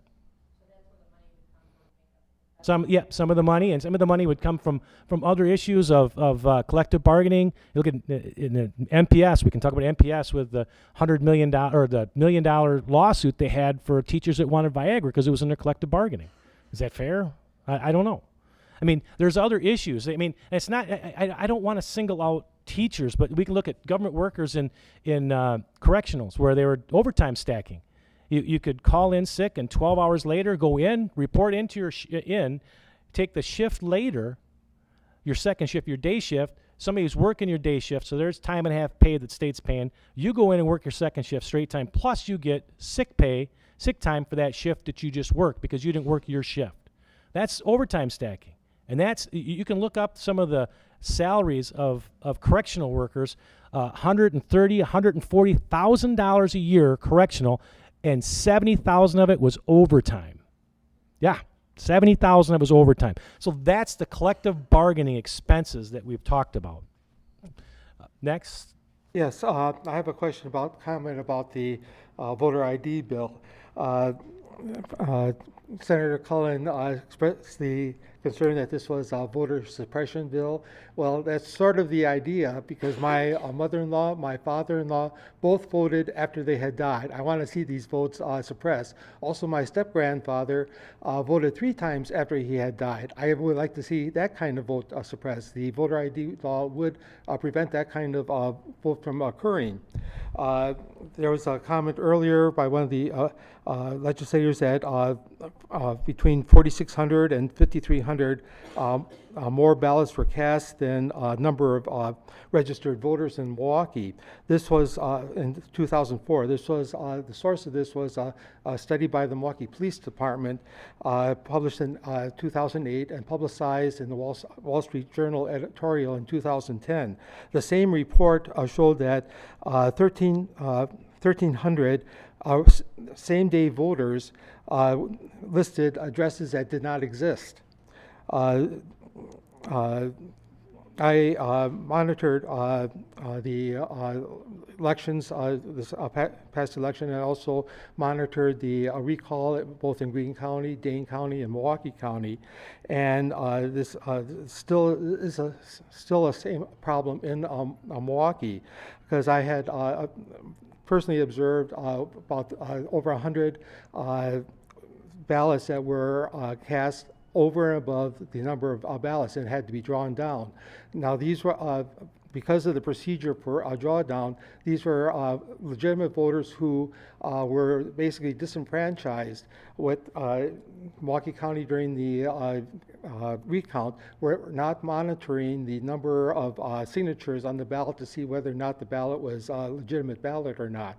Because what happened is that you have ballots tend to stick together, and it's possible for a single voter to get multiple ballots, and then he could easily cast both ballots when he cast his ballot. And so one of the things that was done in both in Greene and Dodge County was to monitor the number of signatures and make sure that they had the proper number of signatures. And it was these ballots that did not have proper number of signatures, which were candidates for drawdowns, if their number of ballots exceeded the number of registered voters on that day. But this was not done in Milwaukee County, and so they just took at random ballots to draw down, resulting in so that the number of ballots equal to the number of voters. In the case of the city of Milwaukee particularly, where I observed over 100 ballots representing almost a third of, taking from almost a third of the Milwaukee precincts, they did not do this drawdown. Instead, the Koppenberg and Prosser people had agreed that we would take one ballot from who had not registered for either or voted for either candidate and draw down one of these candidates, even though the voter was trying to express his own opinion that he didn't like either candidate. So basically, I think that this while originally voter ID law, that I do know that the scope of the voter ID law extended to more cases where possibility of vote fraud. So I'm in full support of this bill, and I think that it will go a long way to prevent vote fraud in Wisconsin.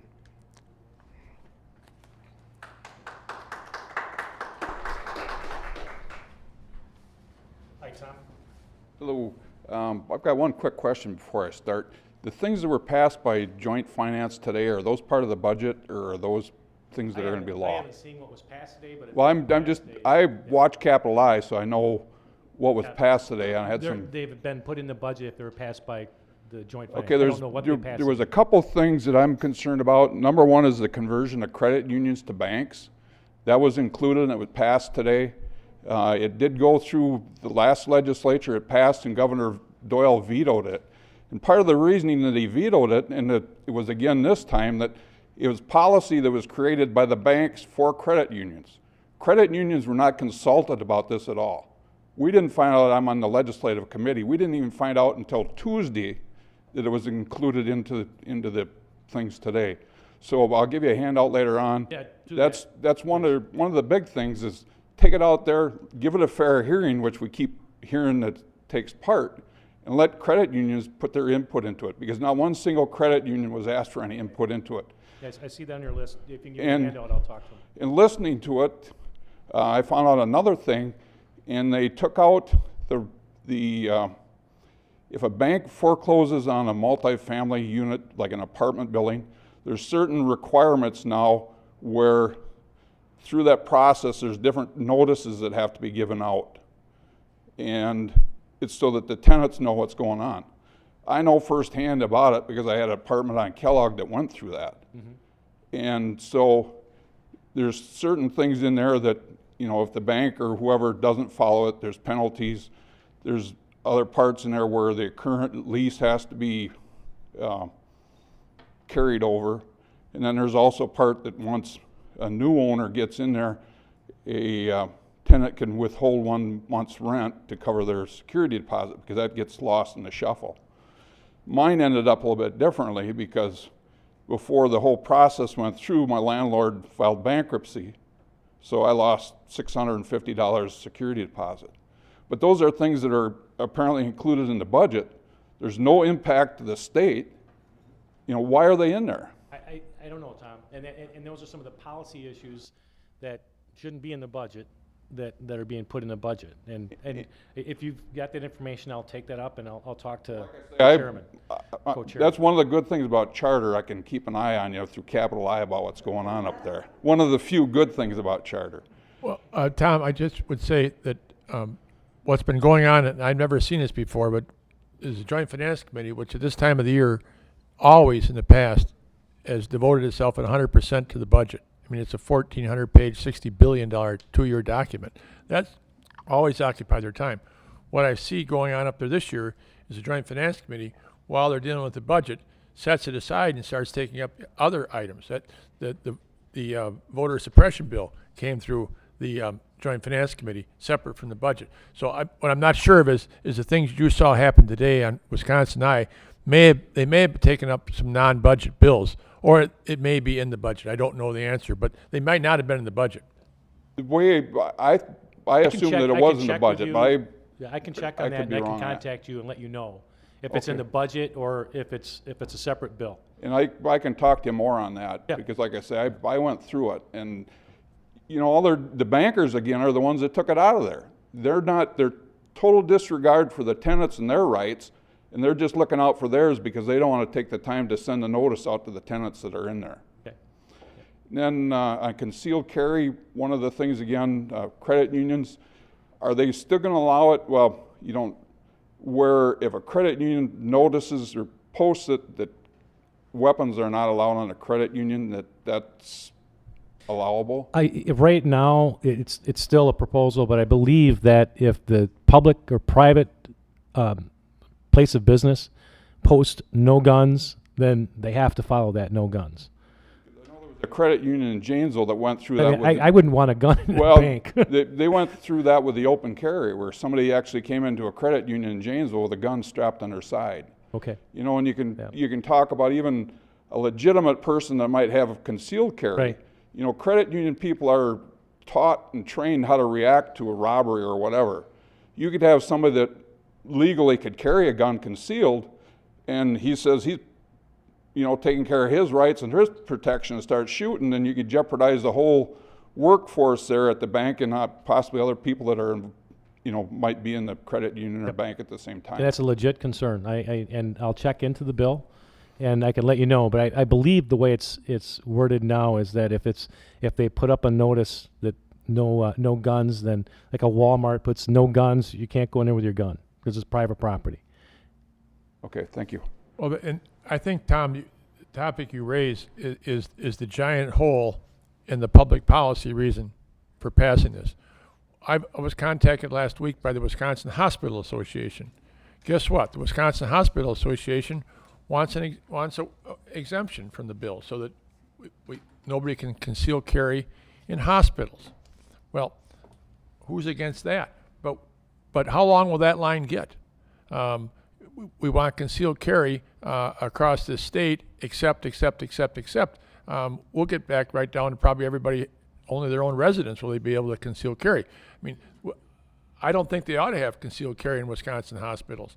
But why are we more worried about a hospital worker or a sick person than we are a person at a credit union or a person in McDonald's or a person walking down the street or a law enforcement official who walks up to someone and doesn't know whether the person they're coming to talk to, a person of interest for some reason, whether or not the law officer will not know whether that person's armed or not. Stop a car for speeding, they won't know whether, I mean, what will happen is that nice sounding organizations, hospitals, will get exempted from this bill because there's no logic to it in the first place. I believe in the rights of gun owners. I believe in hunters. But in our society, we try to figure out the balance of rights. What are the rights of those to conceal carry versus the rights of those who are going to be in the street with them who are not carrying? And that's what our whole government fight has been about. And I use the fight in a good sense of the word, about what's the balance that serves society the best. This is an item being pushed enormously hard by the National Rifle Association, has been. We've gone from concealed carry to constitutional carry. There'll be even a holier name for it after constitutional carry, I'm sure of it. But I think the Hospital Association request to be exempt makes the case for the weakness in this idea better than anything that somebody in the legislature can say. Thank you. My name is Carl Damerhausen. I live in Janesville. For quite a while. Yeah, school board member. Yeah, and I am on the school board. I come as an individual and as a school board member, but not as the school board. Okay. I differentiate very heavily. Senator Cullen, Representative Knilans, thank you for being here and listening to us and trying to tackle some of these harder questions. I have a lot of issues, but I'm only going to talk school board issues because I heard some things come up and I really feel we have to address these issues in that. Before all this started in Madison with the thing, we had a pretty tough budget, as you mentioned, $10.3 million in the hole. We almost had it tackled. There's going to be a little combination of a small tax increase, some of our reserves, and some cutting of the edges. In January, I went to the state school board convention, and I listened to our governor talk about giving us tools and a way to work. We were rather excited about that. We thought, boy, some more help. Maybe we can do something. So, in the meantime, last summer, we passed our main JEA, teachers thing, their contract. We held it down. We did something we wanted to accomplish, and I won't go into the details of it all, but in there was a lot of things for the future. We also had a tentative agreement accomplished at that time with the second smallest union. And that to me is an honor in that. We did have, and we're finishing up the details on the smallest contract, just about ready to roll out the tentative agreement, which are the secretaries and aides, which barely get by a good living, but they're hard workers. We also have been very, very frugal in Janesville.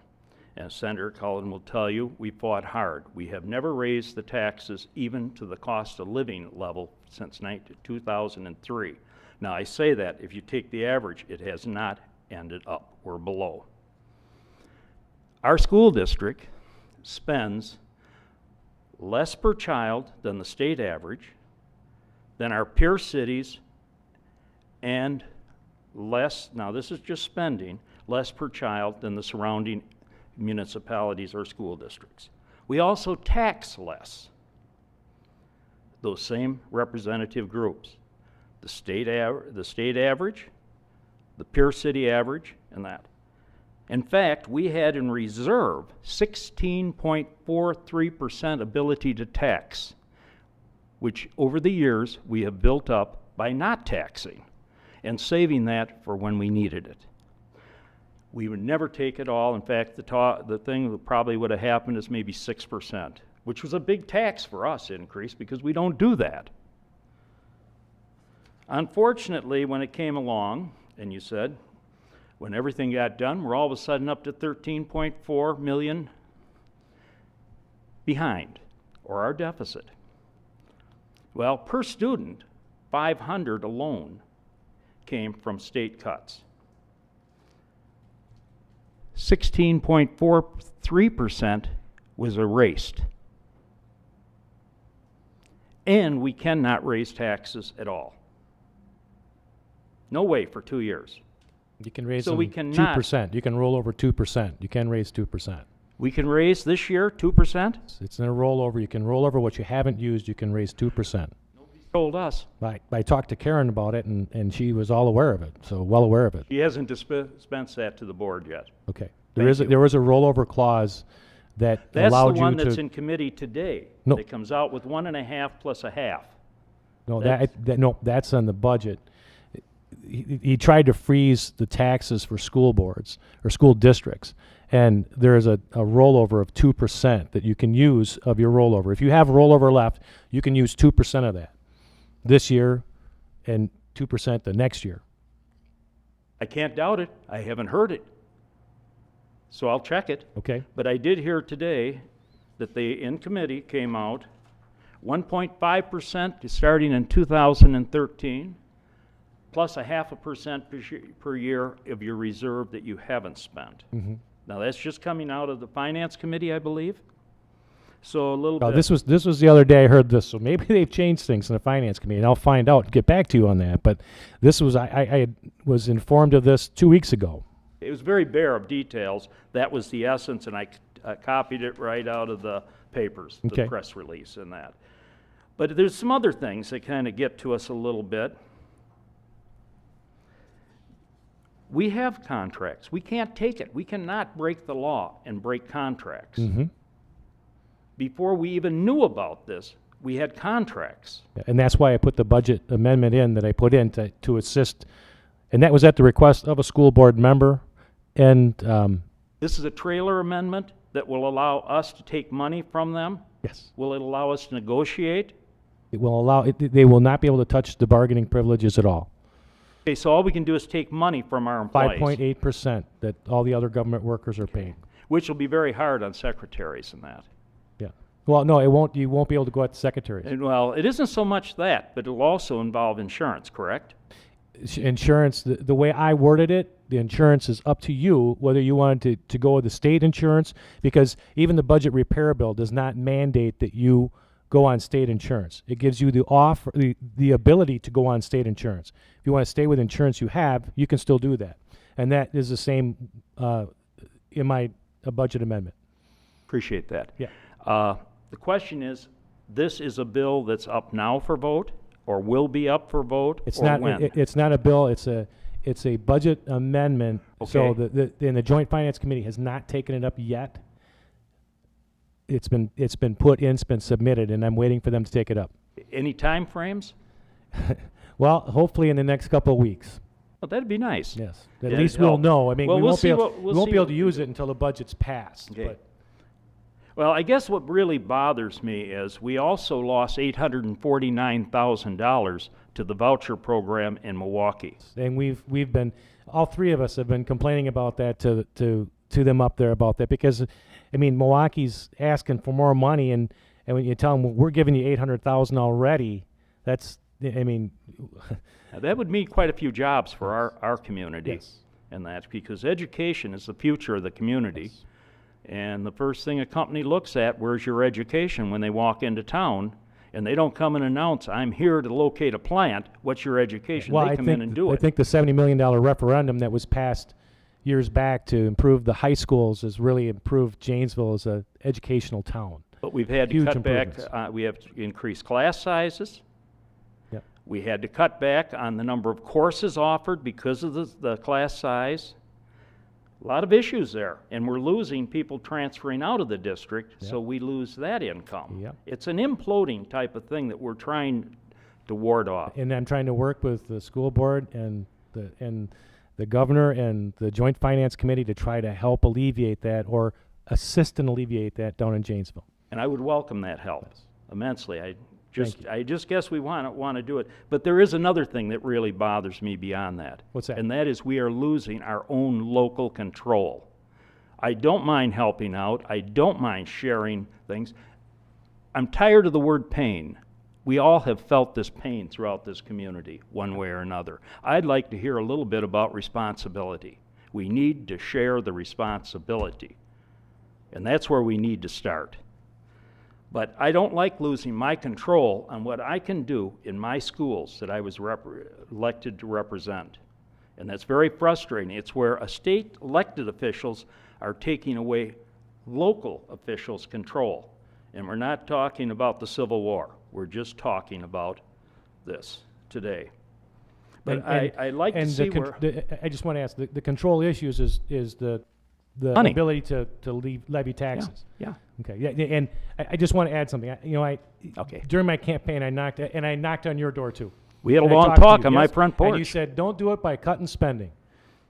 What did I say? You said, don't do it by cutting spending alone. That's right. Yep. And I remember that. And I said you're going to talked have about to it. look at Yep. increasing some taxes.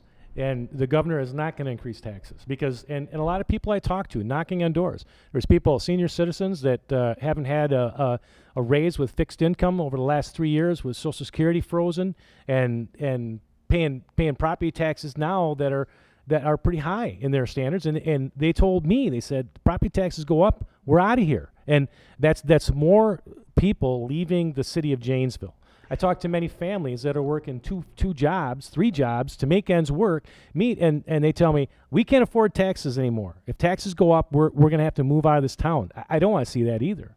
So whether we took away the control for you to raise the taxes, yes, and that was something I ran on, is to freeze property taxes. When you take away money, you take away our control. The raise the taxes was not the hard part. It's that you did it in multiple ways. That's the hard part. And I agree. That's why we've kept taxes low, why we've worked hard. I commend the city of Janesville and the school district for not raising taxes. And unfortunately, it's come around to hurt now because you weren't. I mean, and that's the budgeting mentality that our state has. Is if you don't spend it all, then you don't get it. And I think we need to change that mentality to make it, if you don't spend it all and you give back to the state, then let's prioritize you the next time you come around for money, so that you can get the money if you have a special project, and you're not penalized for being conservative with your taxing and your spending. And that's the problem with government, is they penalize you for being conservative. They initiate you, they give you all these things to spend money, and that's not the way that it should be done. Taxpayers are concerned about how their money is spent, and we have to change the mentality. But is it your right to tell me what to do when I answer to the taxpayer locally? I'm not against raising taxes. I'm anti-tax. But I also see the responsibility of coming back, and you can't take it away from just one end. And I want people to stay here in town too. I've lived here all my life. I've been a proud supporter of Janesville. Now, I'm a businessman, a small businessman in the downtown area. You're taking, technically, out of the Janesville immediate area, almost $10 million to take to the state. That $10 million is money that won't be spent in Janesville, or much of it, and generates sales tax, which we depend on. You're going to see more empty buildings, and just look up the street at empty buildings here. It's going to continue if you take it to Madison instead of letting us at least generate it through the community and wages. Now, I'm not saying that everything you're doing is wrong. That I will not say, because I think your concepts or your ideas have a lot of merit.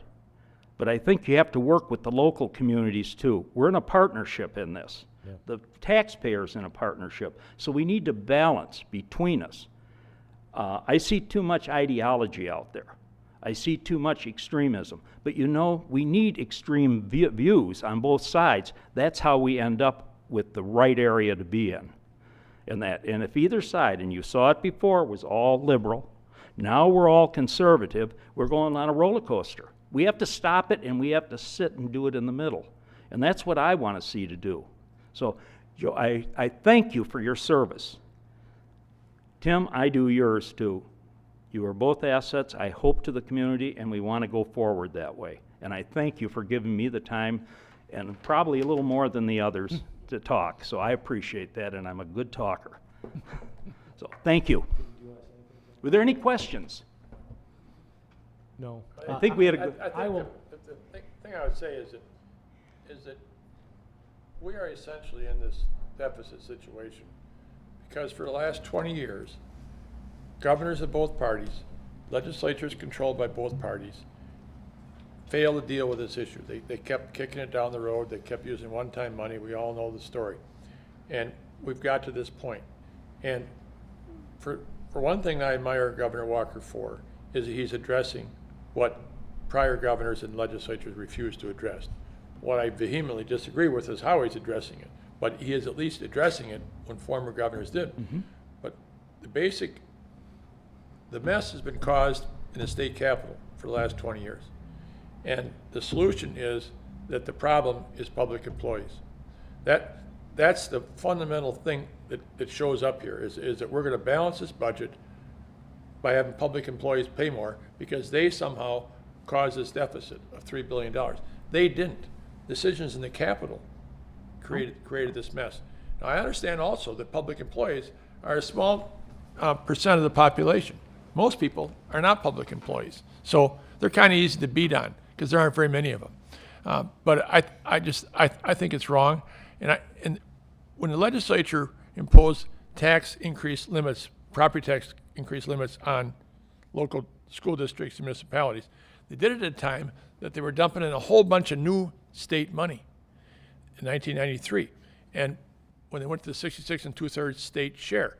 And so I think the legislature and governor had a right to say, we're not going to give you a whole bunch of new state raised tax money, which comes from citizens, and let you also raise property taxes a lot. So that's where the idea came from.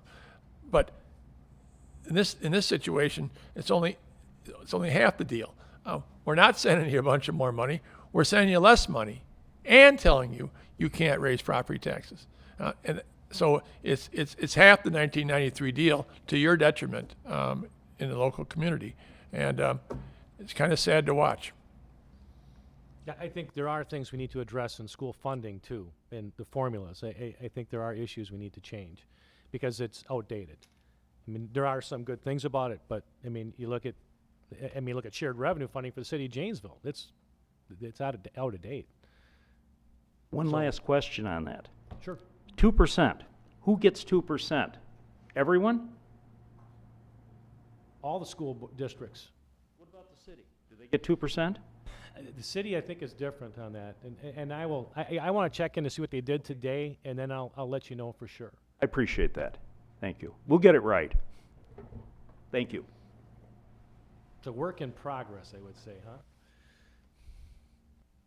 I'm Kathy Leong from Milton.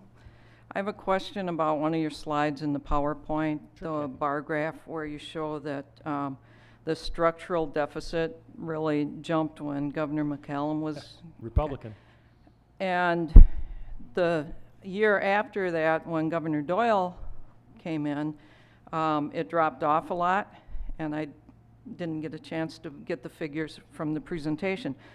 But I'm wondering if the bar graph was here with Governor McCallum, and then on your slide, when Governor Doyle came in, it dropped a great deal.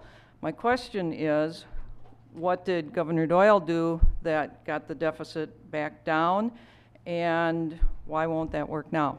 We're up there, weren't you in that? Or? Oh, no. First, I think the dirty little secret that no one wants to really admit is the governors have marginal impact on the economy of a state. And people don't like to hear that, especially governors, because they want to take credit for everything good that happens, and then and anything that's wrong, it's Washington's fault. But by and large, the reason why Governor Doyle, and I wasn't there, I was in the private sector, but my guess is the reason why Governor Doyle's deficit was lower was because he was the beneficiary of the tobacco money that Governor McCallum put in the budget. Because remember, the governor takes over in the middle of a biennium. Governor Walker took over with about 6 months to go in this biennium. So Governor Doyle took over the budget of Governor McCallum. So in the July of his first year, the budget would have ended up in much better shape, but only because of $1.6 billion of one-time tobacco money that Governor McCallum put in the budget, the biennial budget, at the front end of the biennial budget when he was governor. Governor Doyle benefited from it at the back end of the budget. That's what I think happened. I think, and the economy was coming back up too, which is going to make a difference too. And we can look at the budget deficit, how it climbed back up because it wasn't.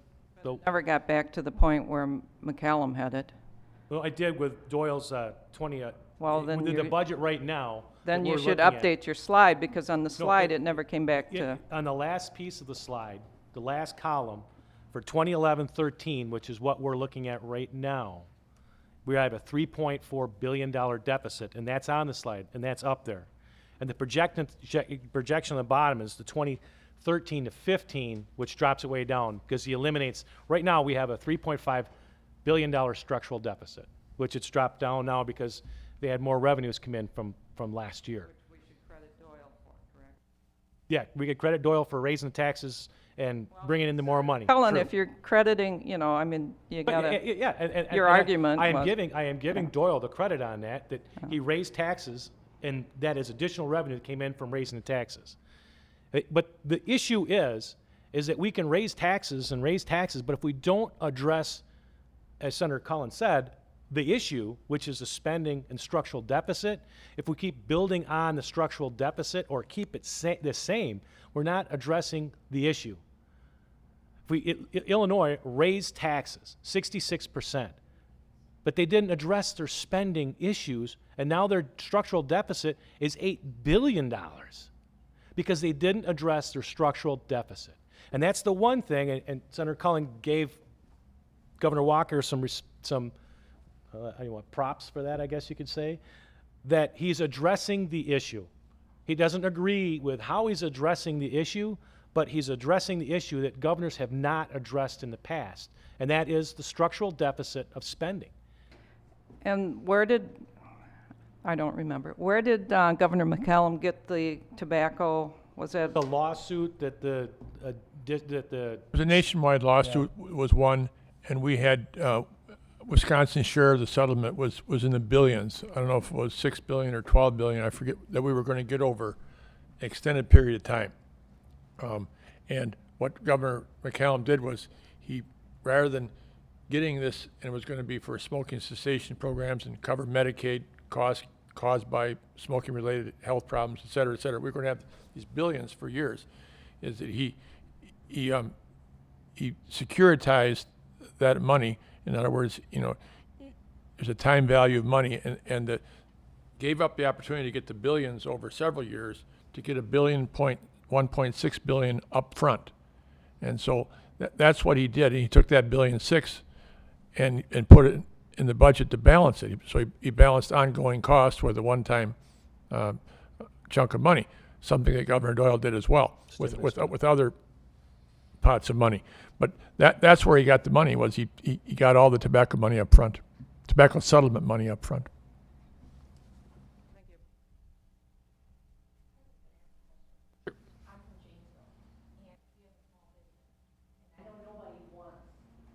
Do you want to walk up to the microphone? Last question. How's that sound? 6 o'clock. Okay. What I wanted to ask is, we have a small business in town, and I know that we've lost a lot of revenue to the city of Janesville.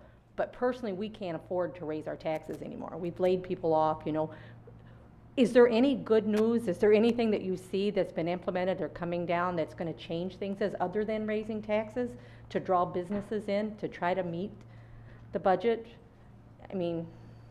I think we're starting to see some businesses that are leaving the state of Illinois and coming into Wisconsin, and you want to look at some of the things that 5.0 has done for the Rock County area, and that is they've permitted industrial parks in Janesville and Beloit. So a business can come into Janesville and locate an industrial park, and if they want to build a new building or take up existing buildings.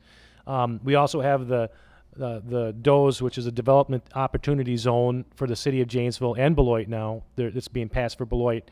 I'm also looking at an issue or a initiative that I want to pass through and make it a pilot program for the city of Janesville and Beloit or Rock County, and that would give them portability of tax credits for a business. So if you come in and you've got a business and you have to build a new building, you could take those tax credits that you get from the DOZE zone, pass them on to your company that's building your building to bring the cost of the building down, or be able to transfer them by selling them to get capital to somebody else in Rock County. They can use the tax credits to increase hiring people. It's something that I'm working with right now, writing it up, and it's probably going to be passed in the fall. It's not going to help us right now, but I think that we're seeing some positive things in the economy with it coming back up, but the price of gas is stalemating things right now, and it's very fluid what's going to happen. I mean, have you seen anything, Tim? Well, I would say two things in a positive note. One is that just since I've been in office, which is 4 or 5 months now, I've been contacted and then have contacted the Department of Commerce as well as spoken directly with the governor on more than one occasion about businesses that are considering locating in Rock County. Most of those involve Janesville, but a couple of them involve cities other than Janesville. The problem always with when you're, and so the Department of Commerce is working very hard to have a package of incentives that will have them locate here. But the problem is the businesses that are considering locating here, this is always the problem, they insist on anonymity. If you go public and say Company A is thinking about coming to Janesville with 300 jobs, Company A's got a home headquarters somewhere else, and they don't want it back there that they're thinking about coming here with new jobs or moving jobs. So the public never gets a chance to see that there's some action going on. But I can tell you that I've been involved in 5 of them. And the second thing I would say is that this news of yesterday or today that the tax estimates are raised $636 million is very good news in the sense that means that even though the economy of Wisconsin overall is starting to improve. That's why tax revenues go up, of course, is because more people are working and they're paying taxes. So even though it's an estimate, we run the whole state government on estimates. We're going to pass a biennial budget in July, that's going to go all the way till June 30th of 2013. And we're going to estimate what tax revenues are going to be in June of 2013, what Medicaid costs are going to be on June 2013. We run the whole thing in estimates, but it's very good news that our tax revenues are going up because we have not raised taxes to have that happen. Maybe a consequence of past tax decisions, but still, it's good news. So I think those are two things I think are, and then I would just also say one of the saddest things that I've experienced in these few months is that I went to Madison hopefully to vote for a bipartisan budget. And I went to Madison mostly, though, to work with Joe and other people representing Rock County on the economy of Rock County. And we've been sidetracked in the most miserable of ways. This is a completely divided state right now. I don't run into anybody on these issues. A lot of it have been addressed today. Who don't have an opinion, a firm, not to be changed opinion. I run into people every day. They either think I'm a great guy or a bum, and they are not. And wherever they're at, they are not interested in discussion about their position. I've never seen the state so hardened in its position on now almost every issue, and it's not good. I hope we were going to have a bipartisan budget. We're not. They are not interested. The governor and his party is not interested in having a bipartisan budget at all, because I'd be willing to vote for a budget, but they don't want to make the changes that I would like to see made before I would vote for it. So they're going to go ahead and do it without any of my party's votes. I think that's unfortunate, but those are the political times that we're living in. So after I told you a couple of nice things, I'm telling you something discouraging. Some positive things. Can you take a quick one here? I drove down from Edgerton, probably for Cullen here. You said there might be an amendment that... Pardon me? I'm from Edgerton. Yeah. There might be an amendment for the school boards that they can raise it 2% that carryover. No, I didn't make the amendment. That's something that was in there already. Would that relate to city councils and county boards? And I want to check into that before I say yes. And what they did today in the Joint Finance Committee, I want to make sure that didn't affect it either. Yeah. So if you want to give me a contact number, we can back with Christie, and I can contact you with that information. Evan Wynn is, I'm from Edgerton, but That's all right. I can talk. Well, I can give it to you. Evan, or we can tell Evan what your question is, write it down, and I can give it to Evan, no problem. He'll communicate with you and let you know. Thank you, Representative Nyland and Tim. Thank you. Well, thanks a lot for coming out and sitting for 2 hours. Appreciate it.